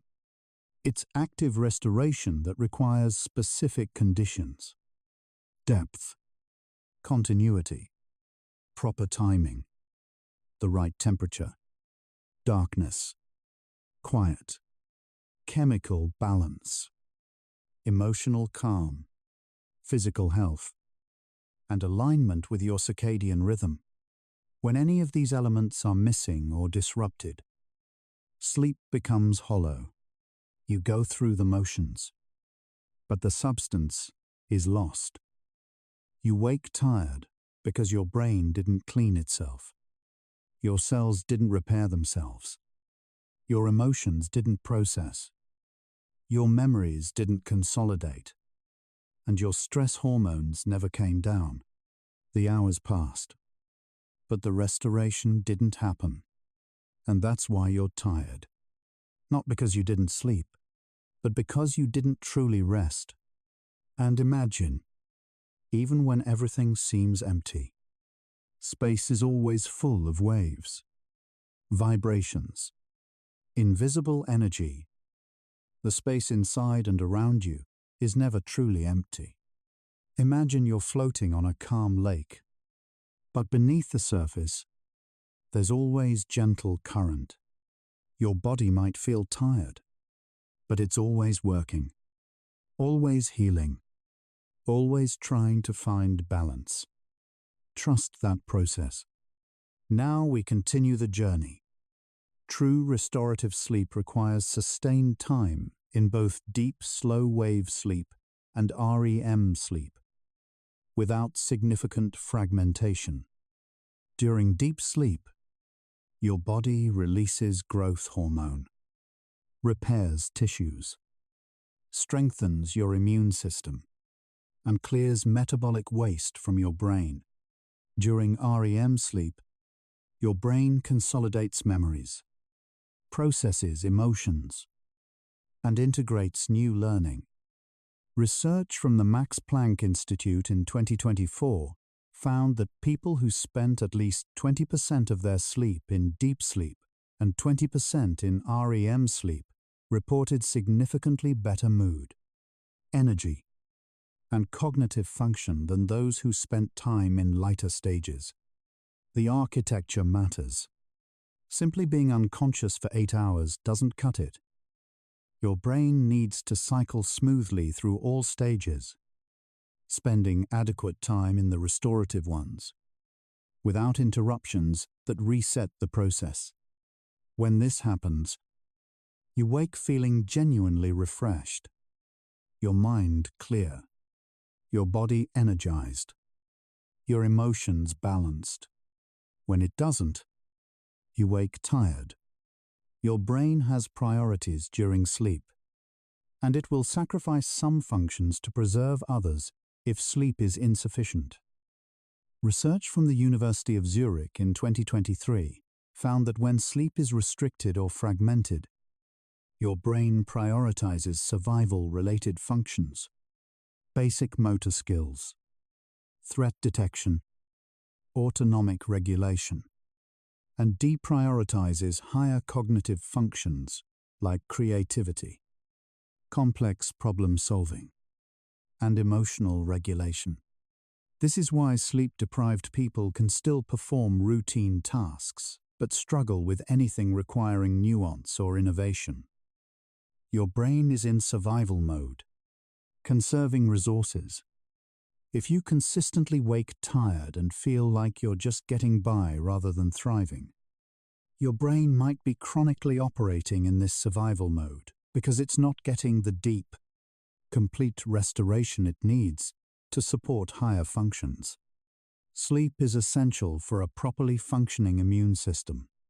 During deep sleep, your body produces cytokines, proteins that help fight infection and inflammation. Research from the University of Tübingen in 2024 found that people who slept less than 6 hours per night were nearly 3 times more likely to develop a cold when exposed to the virus, compared to those who slept 7 hours or more. Additionally, sleep enhances the effectiveness of vaccines. People who are well rested produce more antibodies in response to vaccination. If you frequently get sick, take longer to recover from illness, or feel generally run down, poor sleep might be weakening your immune system. Your body is trying to fight off infections and inflammation, but it doesn't have the deep sleep it needs to produce the immune factors required for effective defense. Improving your sleep can literally make you healthier by allowing your immune system to function properly. Sleep deprivation and poor sleep quality have a profound effect on emotional regulation. The amygdala, your brain's emotional center, becomes hyperactive when you're sleep deprived, while the prefrontal cortex, which normally regulates the amygdala's responses, becomes less active. Research from UC Berkeley in 2024 found that after just 1 night of poor sleep, the amygdala showed 60% more reactivity to negative stimuli. This makes you more emotionally volatile. Small frustrations feel overwhelming. Neutral situations seem threatening, and you're more likely to snap at others or feel anxious and depressed. If you sleep poorly for weeks or months, this emotional dysregulation becomes chronic. You might not even remember what it feels like to have balanced emotions. Everything feels harder, more intense, more overwhelming. Restoring sleep quality can have a dramatic effect on mood, sometimes as powerful as medication or therapy, because it allows your brain to regulate emotions the way it's designed to. Poor sleep disrupts your body's metabolic processes, affecting how you process glucose, regulate appetite, and store fat. Research from the University of Chicago in 2023 found that people who slept only 4 hours for several nights showed insulin resistance similar to prediabetes, even though they were young and healthy. Sleep deprivation also increases levels of ghrelin, a hormone that stimulates appetite, and decreases leptin, a hormone that signals fullness. This makes you hungrier and more likely to crave high-calorie, high-carbohydrate foods. Over time, chronic poor sleep increases the risk of obesity, type 2 diabetes, and cardiovascular disease. If you've noticed weight gain, increased cravings, or difficulty managing your blood sugar despite no major changes in diet or exercise, poor sleep might be disrupting your metabolism. Your body can't process food and energy efficiently when it's not getting restorative sleep. Neuroplasticity is your brain's ability to form new connections, learn new skills, and adapt to new information. Sleep is essential for this process. Research from New York University in 2024 found that during sleep, particularly during REM sleep, your brain replays and consolidates new learning, strengthening the neural connections that represent new skills or knowledge. People who learned a new task and then slept showed significantly better performance the next day compared to those who stayed awake. Sleep doesn't just prevent you from forgetting. It actively improves your learning. If you're trying to learn something new, master a skill, or adapt to changes in your life, and you feel like you're making no progress despite effort, poor sleep might be preventing your brain from consolidating those new connections. Your brain needs sleep to save what you've learned during the day. The glymphatic system's role in clearing waste from the brain during sleep has profound implications for long-term brain health. Research from the University of Rochester in 2024 found that chronic poor sleep, particularly insufficient deep sleep, led to accumulation of beta-amyloid plaques and tau tangles, both hallmark proteins of Alzheimer's disease. Beta-amyloid accumulates first, often decades before symptoms, while tau accumulation correlates more closely with cognitive decline. People who consistently slept poorly in middle age showed significantly higher rates of cognitive decline and dementia in later life. This suggests that the nightly brain cleaning that happens during deep sleep is not just about feeling good the next day. It's about preventing neurodegenerative disease decades later. If you're young and feel you can get away with poor sleep because you still function, you might be accumulating damage that won't manifest until you're much older. Your brain needs that nightly cleaning to stay healthy for a lifetime. REM sleep, with its bizarre associative dream logic, plays a unique role in creativity and problem-solving. Research from Harvard Medical School in 2023 found that REM sleep enhances your ability to make unexpected connections between distantly related concepts, which is the essence of creative insight. Problems that seem impossible before sleep sometimes have obvious solutions in the morning because your brain explored unusual associations while dreaming.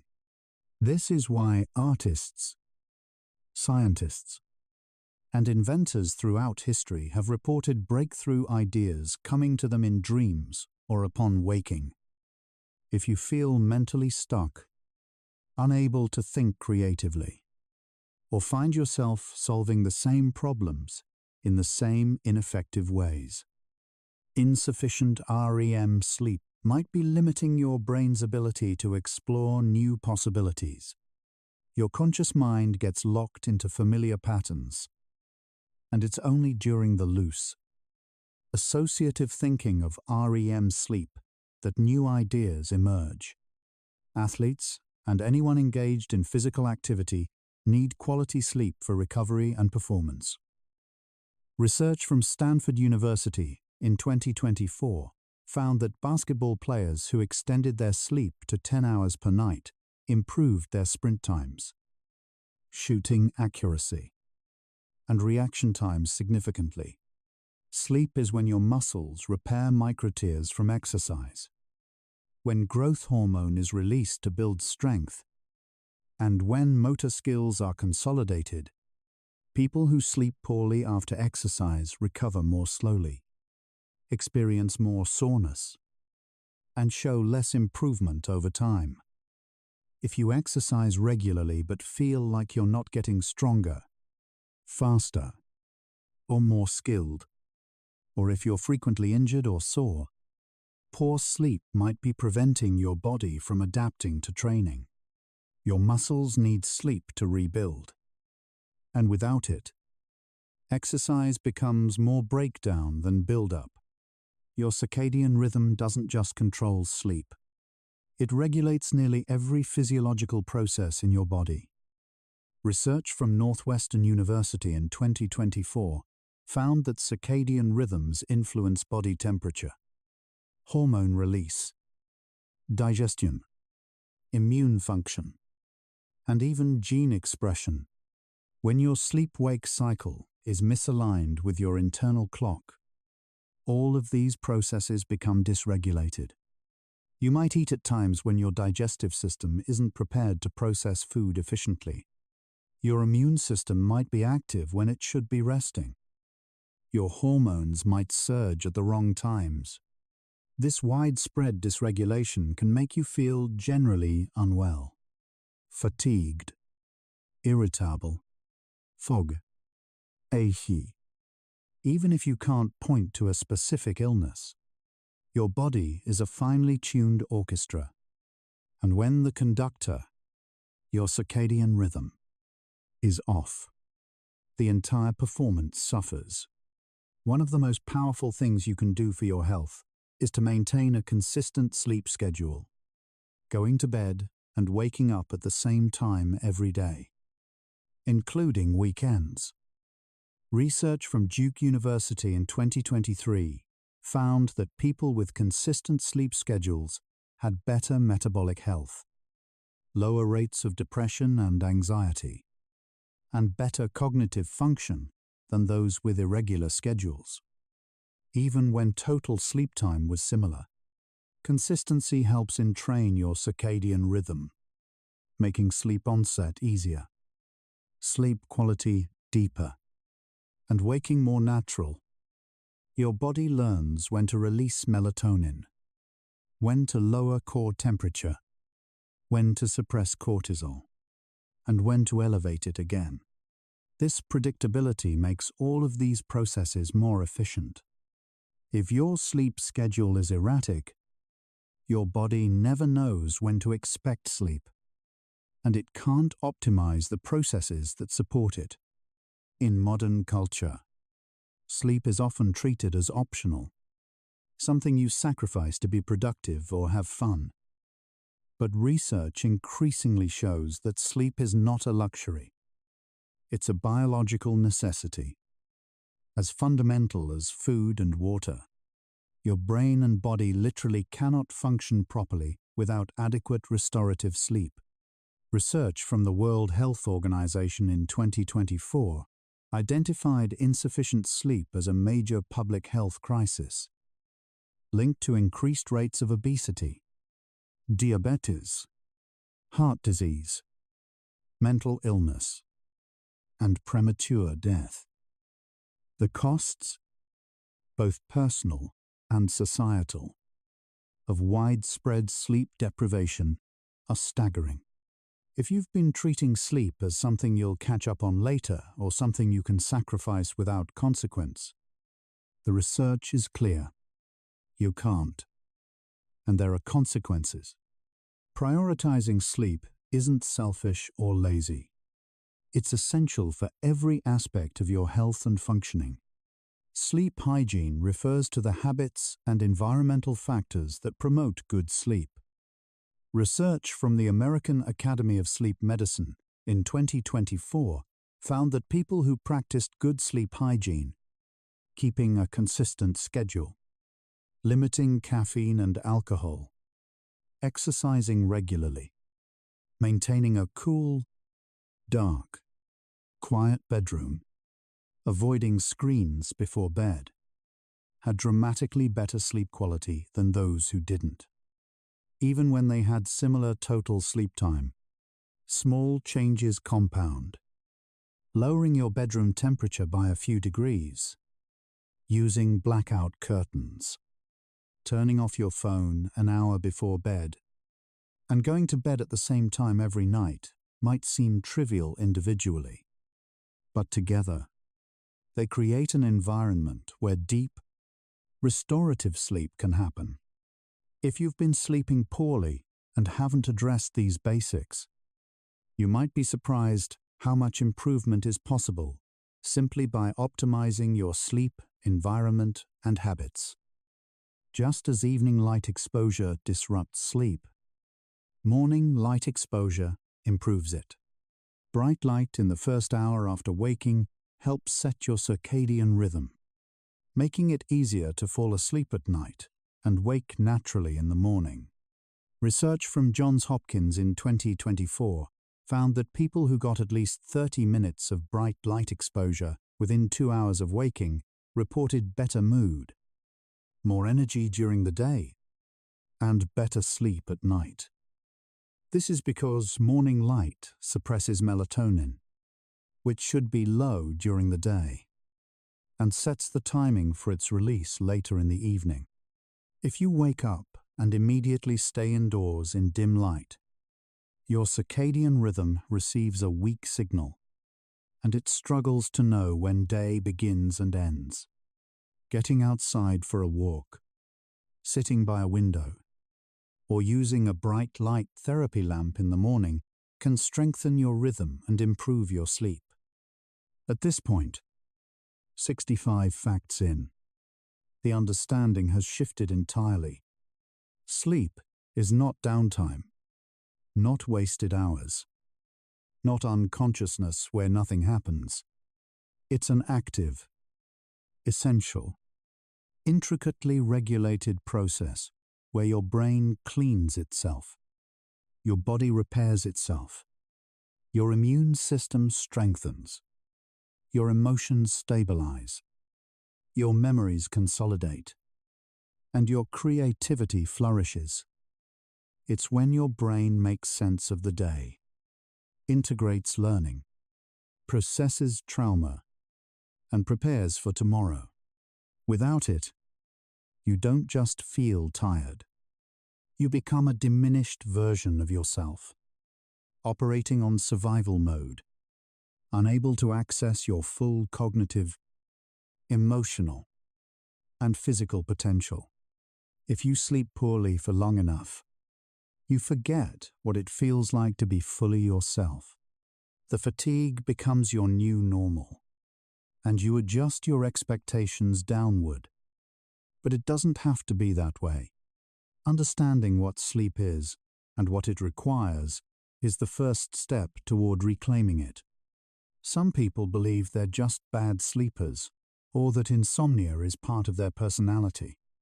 But research from the Perelman School of Medicine in 2024 found that chronic insomnia is almost always the result of specific, identifiable factors: stress, anxiety, poor sleep hygiene, medical conditions, or learned behaviors that perpetuate sleep difficulties.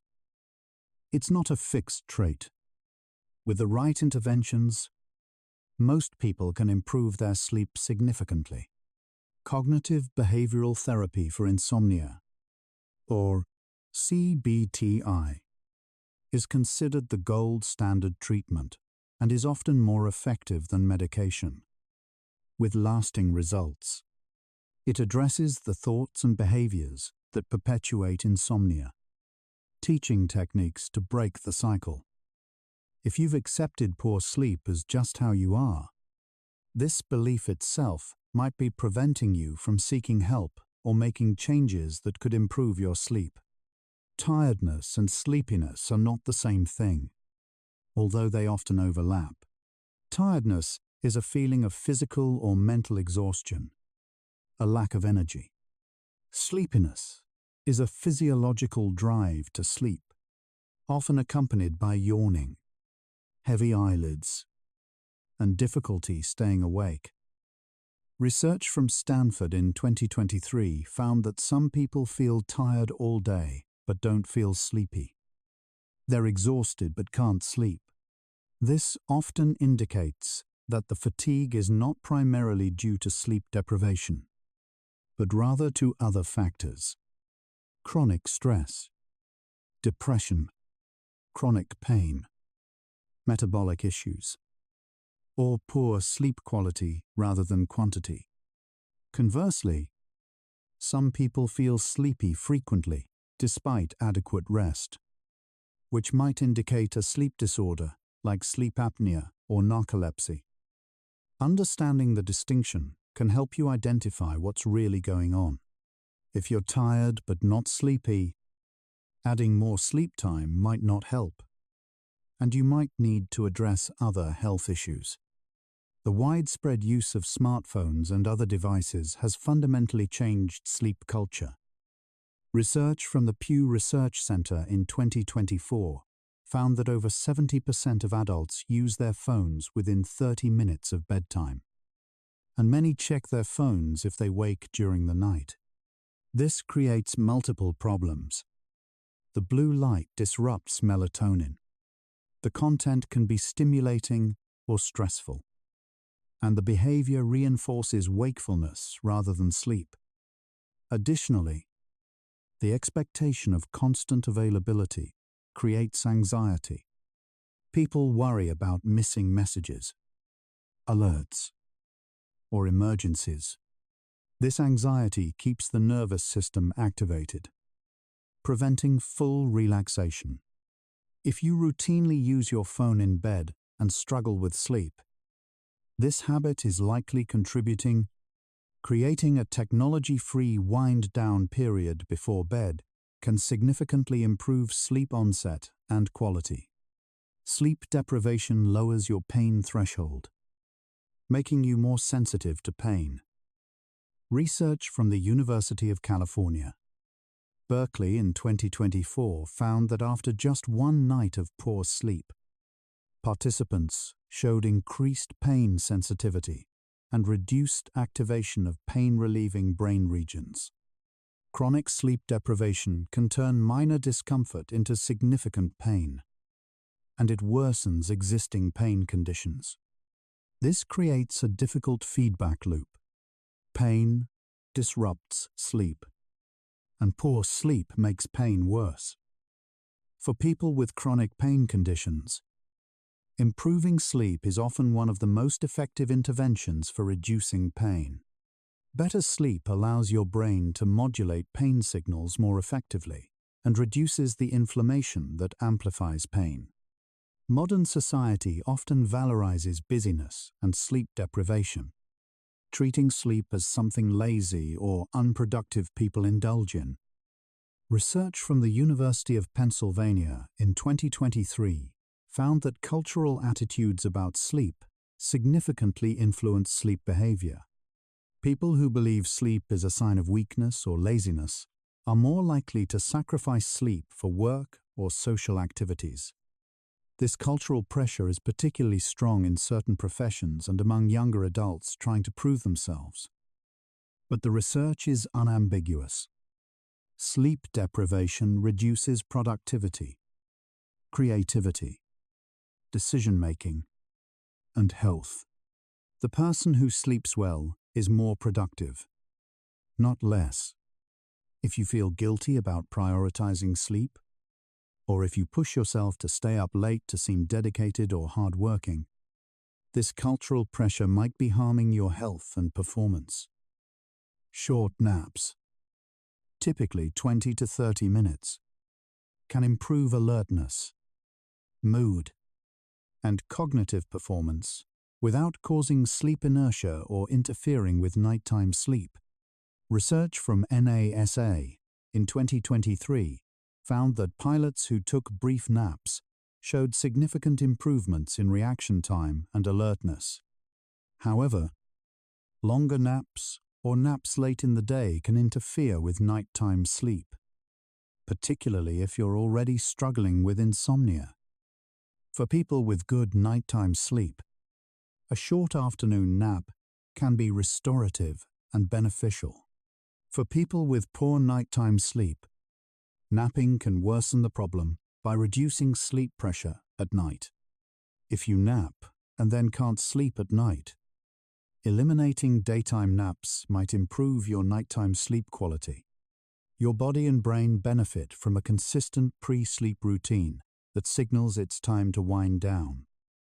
Research from the University of Arizona in 2024 found that people with consistent bedtime routines fell asleep faster and slept better than those without.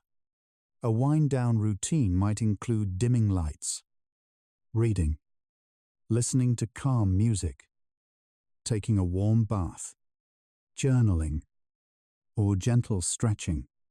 The key is consistency and avoiding stimulating activities. This routine helps transition your brain from the alertness of the day to the relaxation needed for sleep. If you often go from high activity, working, watching intense TV, scrolling social media, directly to bed, your brain doesn't have time to shift gears, and you struggle to fall asleep or sleep lightly. Multiple large-scale studies have found a U-shaped relationship between sleep duration and longevity. Both too little and too much sleep are associated with shorter lifespan. Research from the American Heart Association in 2024 found that people who consistently slept 7 to 8 hours per night had the lowest mortality risk.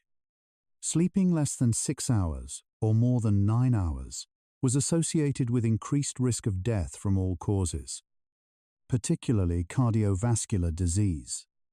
This doesn't mean long sleep causes early death.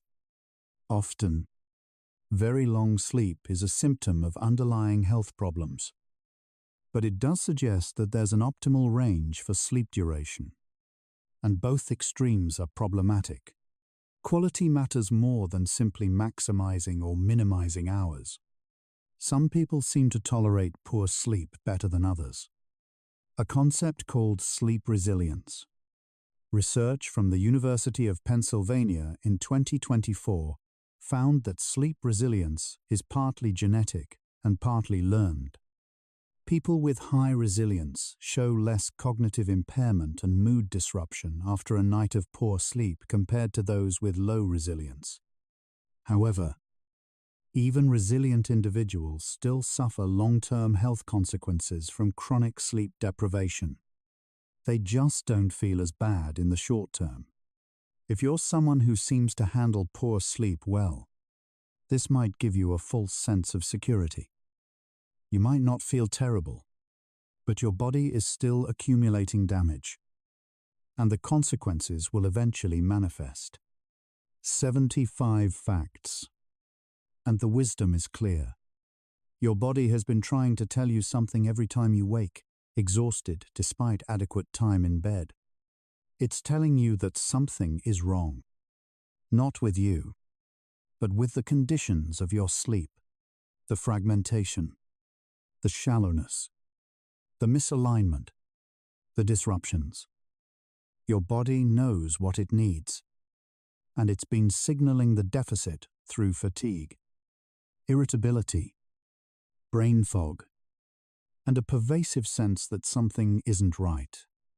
The question is, are you listening? The science has given you the language to understand what your body has been saying. Sleep is not a simple on-off switch.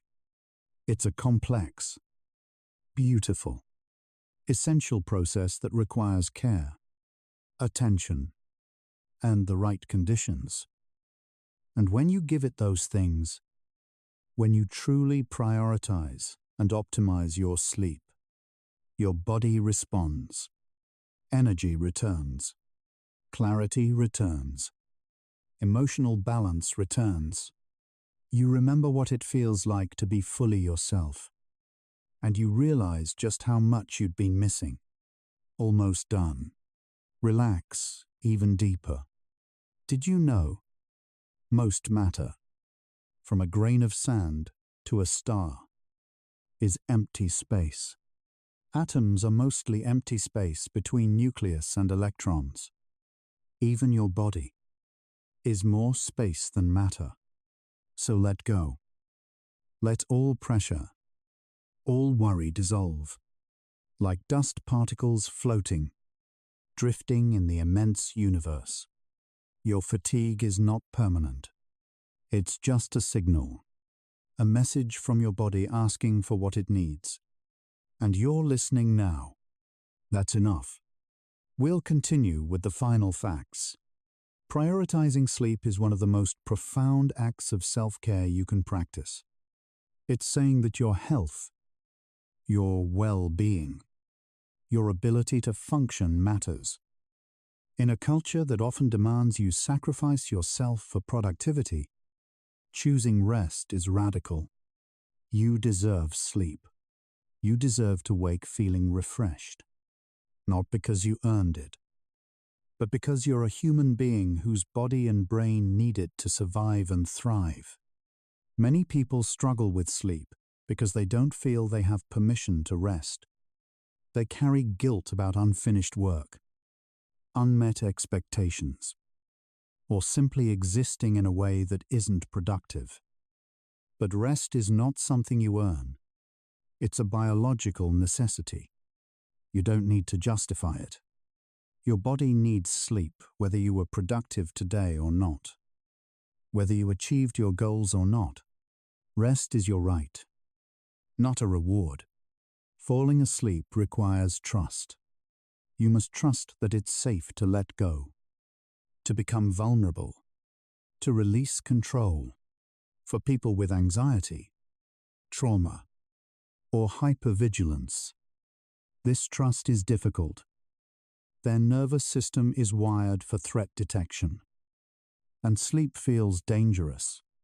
Healing sleep often means healing the underlying sense of safety, creating a secure environment, addressing trauma, and learning to trust again are all part of the journey toward restorative sleep. Despite centuries of research, sleep still holds mysteries. We don't fully understand why we dream, why consciousness fades the way it does, or what determines the exact architecture of each person's sleep. There's something humbling and beautiful in this, that every night you engage in a process older than humanity, essential to life, and still not fully understood. You're part of something vast and ancient every time you close your eyes. Everyone sleeps. It's one of the few truly universal human experiences. Across cultures, across time, every person who has ever lived has needed sleep. In that way, every night you join billions of others in this quiet, vulnerable act of letting go. You're not alone in your struggles with sleep, and you're not alone in your need for it. There's a strange comfort in that shared necessity. Every morning you wake is, in a sense, a rebirth. Sleep closes the previous day, processes its lessons, and prepares you for the next. When sleep is good, you wake with possibility, energy, hope.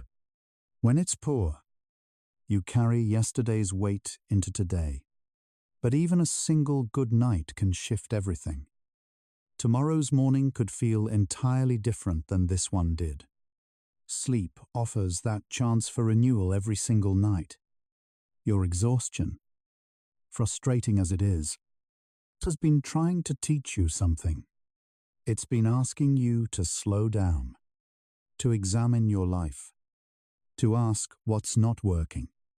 Maybe it's your stress, your habits, your environment, or your health.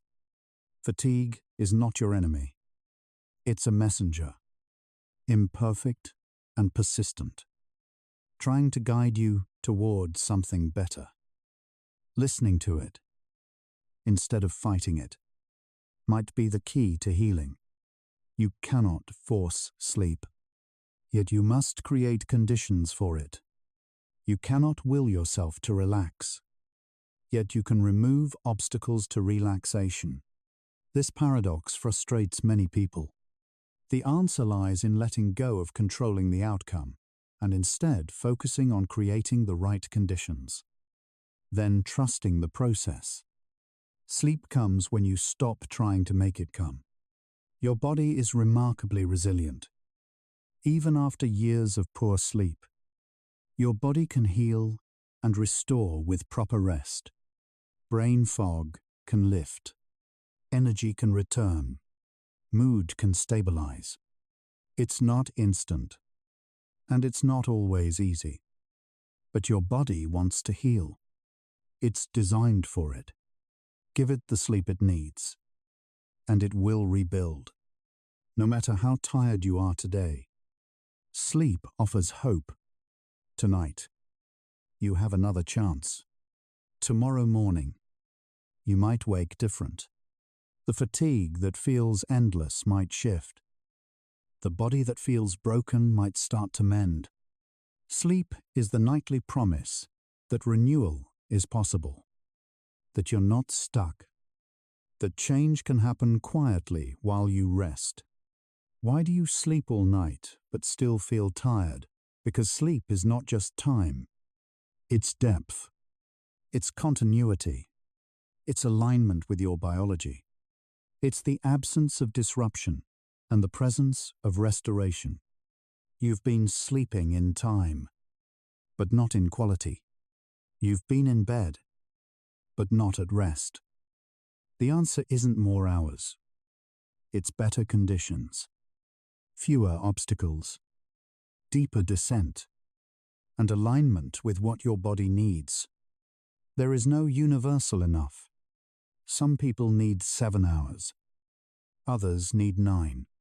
Some people thrive on a consistent schedule. Others have more flexibility. You cannot compare your sleep to someone else's and judge yourself. Your body has its own needs, its own rhythm, its own wisdom. Learning what enough means for you, specifically, is part of the journey. Sleep has always been a refuge, a healer, a mystery. Ancient humans slept under stars, trusting the darkness. You sleep under roofs, sometimes fighting the same darkness with screens and lights. But the need is the same. The vulnerability is the same. The surrender is the same. Sleep asks you to trust, to let go, to allow your body to do what it knows how to do. It always has. Approach your sleep struggles with gentleness, not judgment. You're not failing. You're navigating a complex process in a culture that makes it difficult. Be patient with yourself. Celebrate small improvements. Acknowledge the effort it takes to prioritize rest in a world that demands wakefulness. Gentleness toward yourself creates the inner calm that sleep needs. You're not broken. You're not weak. You're not failing. You're a human being whose sleep has been disrupted by 100 small factors you didn't even know were there. Stress, light, noise, temperature, habits, health, thoughts, culture, each one chipping away at the quality of your rest until time in bed became separate from true sleep. But now you understand, and understanding is the first step toward change. You cannot outsmart, out-discipline, or out-caffeinate your need for sleep. It's woven into your biology as deeply as breathing. Ignoring it doesn't make you strong. It makes you fragile. Honoring it doesn't make you weak. It makes you wise. Sleep is not negotiable. The only question is whether you'll give it to yourself willingly or be forced into it by exhaustion or illness. Rest teaches things that wakefulness cannot. Patience, surrender, trust, acceptance, the willingness to not always be in control. In a culture obsessed with doing, sleep asks you to simply be. And in that being, in that stillness, your body does its deepest work. Healing happens in rest, not in effort. Your relationship with sleep is part of your story. Maybe you've struggled for years, or maybe this is new. Maybe you've tried everything, or maybe you're just beginning to understand. Wherever you are, it's okay. Healing isn't linear. Some nights will be better, some worse. Progress comes in waves, not straight lines. Trust the process. Your body remembers what good sleep feels like, even if it's been years. Somewhere in your cellular memory is the blueprint for restorative rest. When you create the right conditions, your body knows what to do. It remembers how to descend, how to cycle, how to heal. You don't have to teach it. You just have to remove the obstacles and let it remember. Every night, sleep offers a kind of forgiveness. It wipes away the fatigue of the day, the small failures, the accumulated stress. It says, you can start again tomorrow. You're not bound by today's exhaustion. Rest and be renewed. There's grace in that nightly reset. A chance to begin again. The real change isn't in space, or in science, or in understanding. It's in you. You came to this video tired, confused, maybe even hopeless about your sleep. And now, you understand. You know why you're tired. You know what's been disrupted. You know what you need. That knowledge is power. You can't unknow it now, and that means you can change it. Sleep asks very little, really. Darkness, quiet, coolness, consistency, time, safety. These are not extravagant demands, yet modern life makes them seem impossible. But they're not. Small changes compound. Lower the temperature. Dim the lights. Put the phone away. Go to bed at the same time. Create a ritual. Honor your need. Sleep will respond. Tonight, sleep offers you the same invitation it offers every night. Come, rest, let go. Allow me to restore you. Your body is waiting. Your brain is ready. The question is, will you accept? Will you create the conditions for deep rest? Or will you fight it again? The choice, difficult as it is yours. Your exhaustion is a symptom, not your identity. You are not a tired person. You are a person whose sleep has been disrupted, whose body has been asking for help, whose system has been out of balance. But underneath the fatigue is you, vibrant, capable, whole. Sleep can help you find that person again.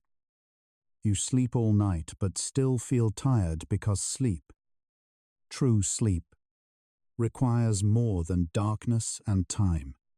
It requires surrender, trust, safety, alignment, depth.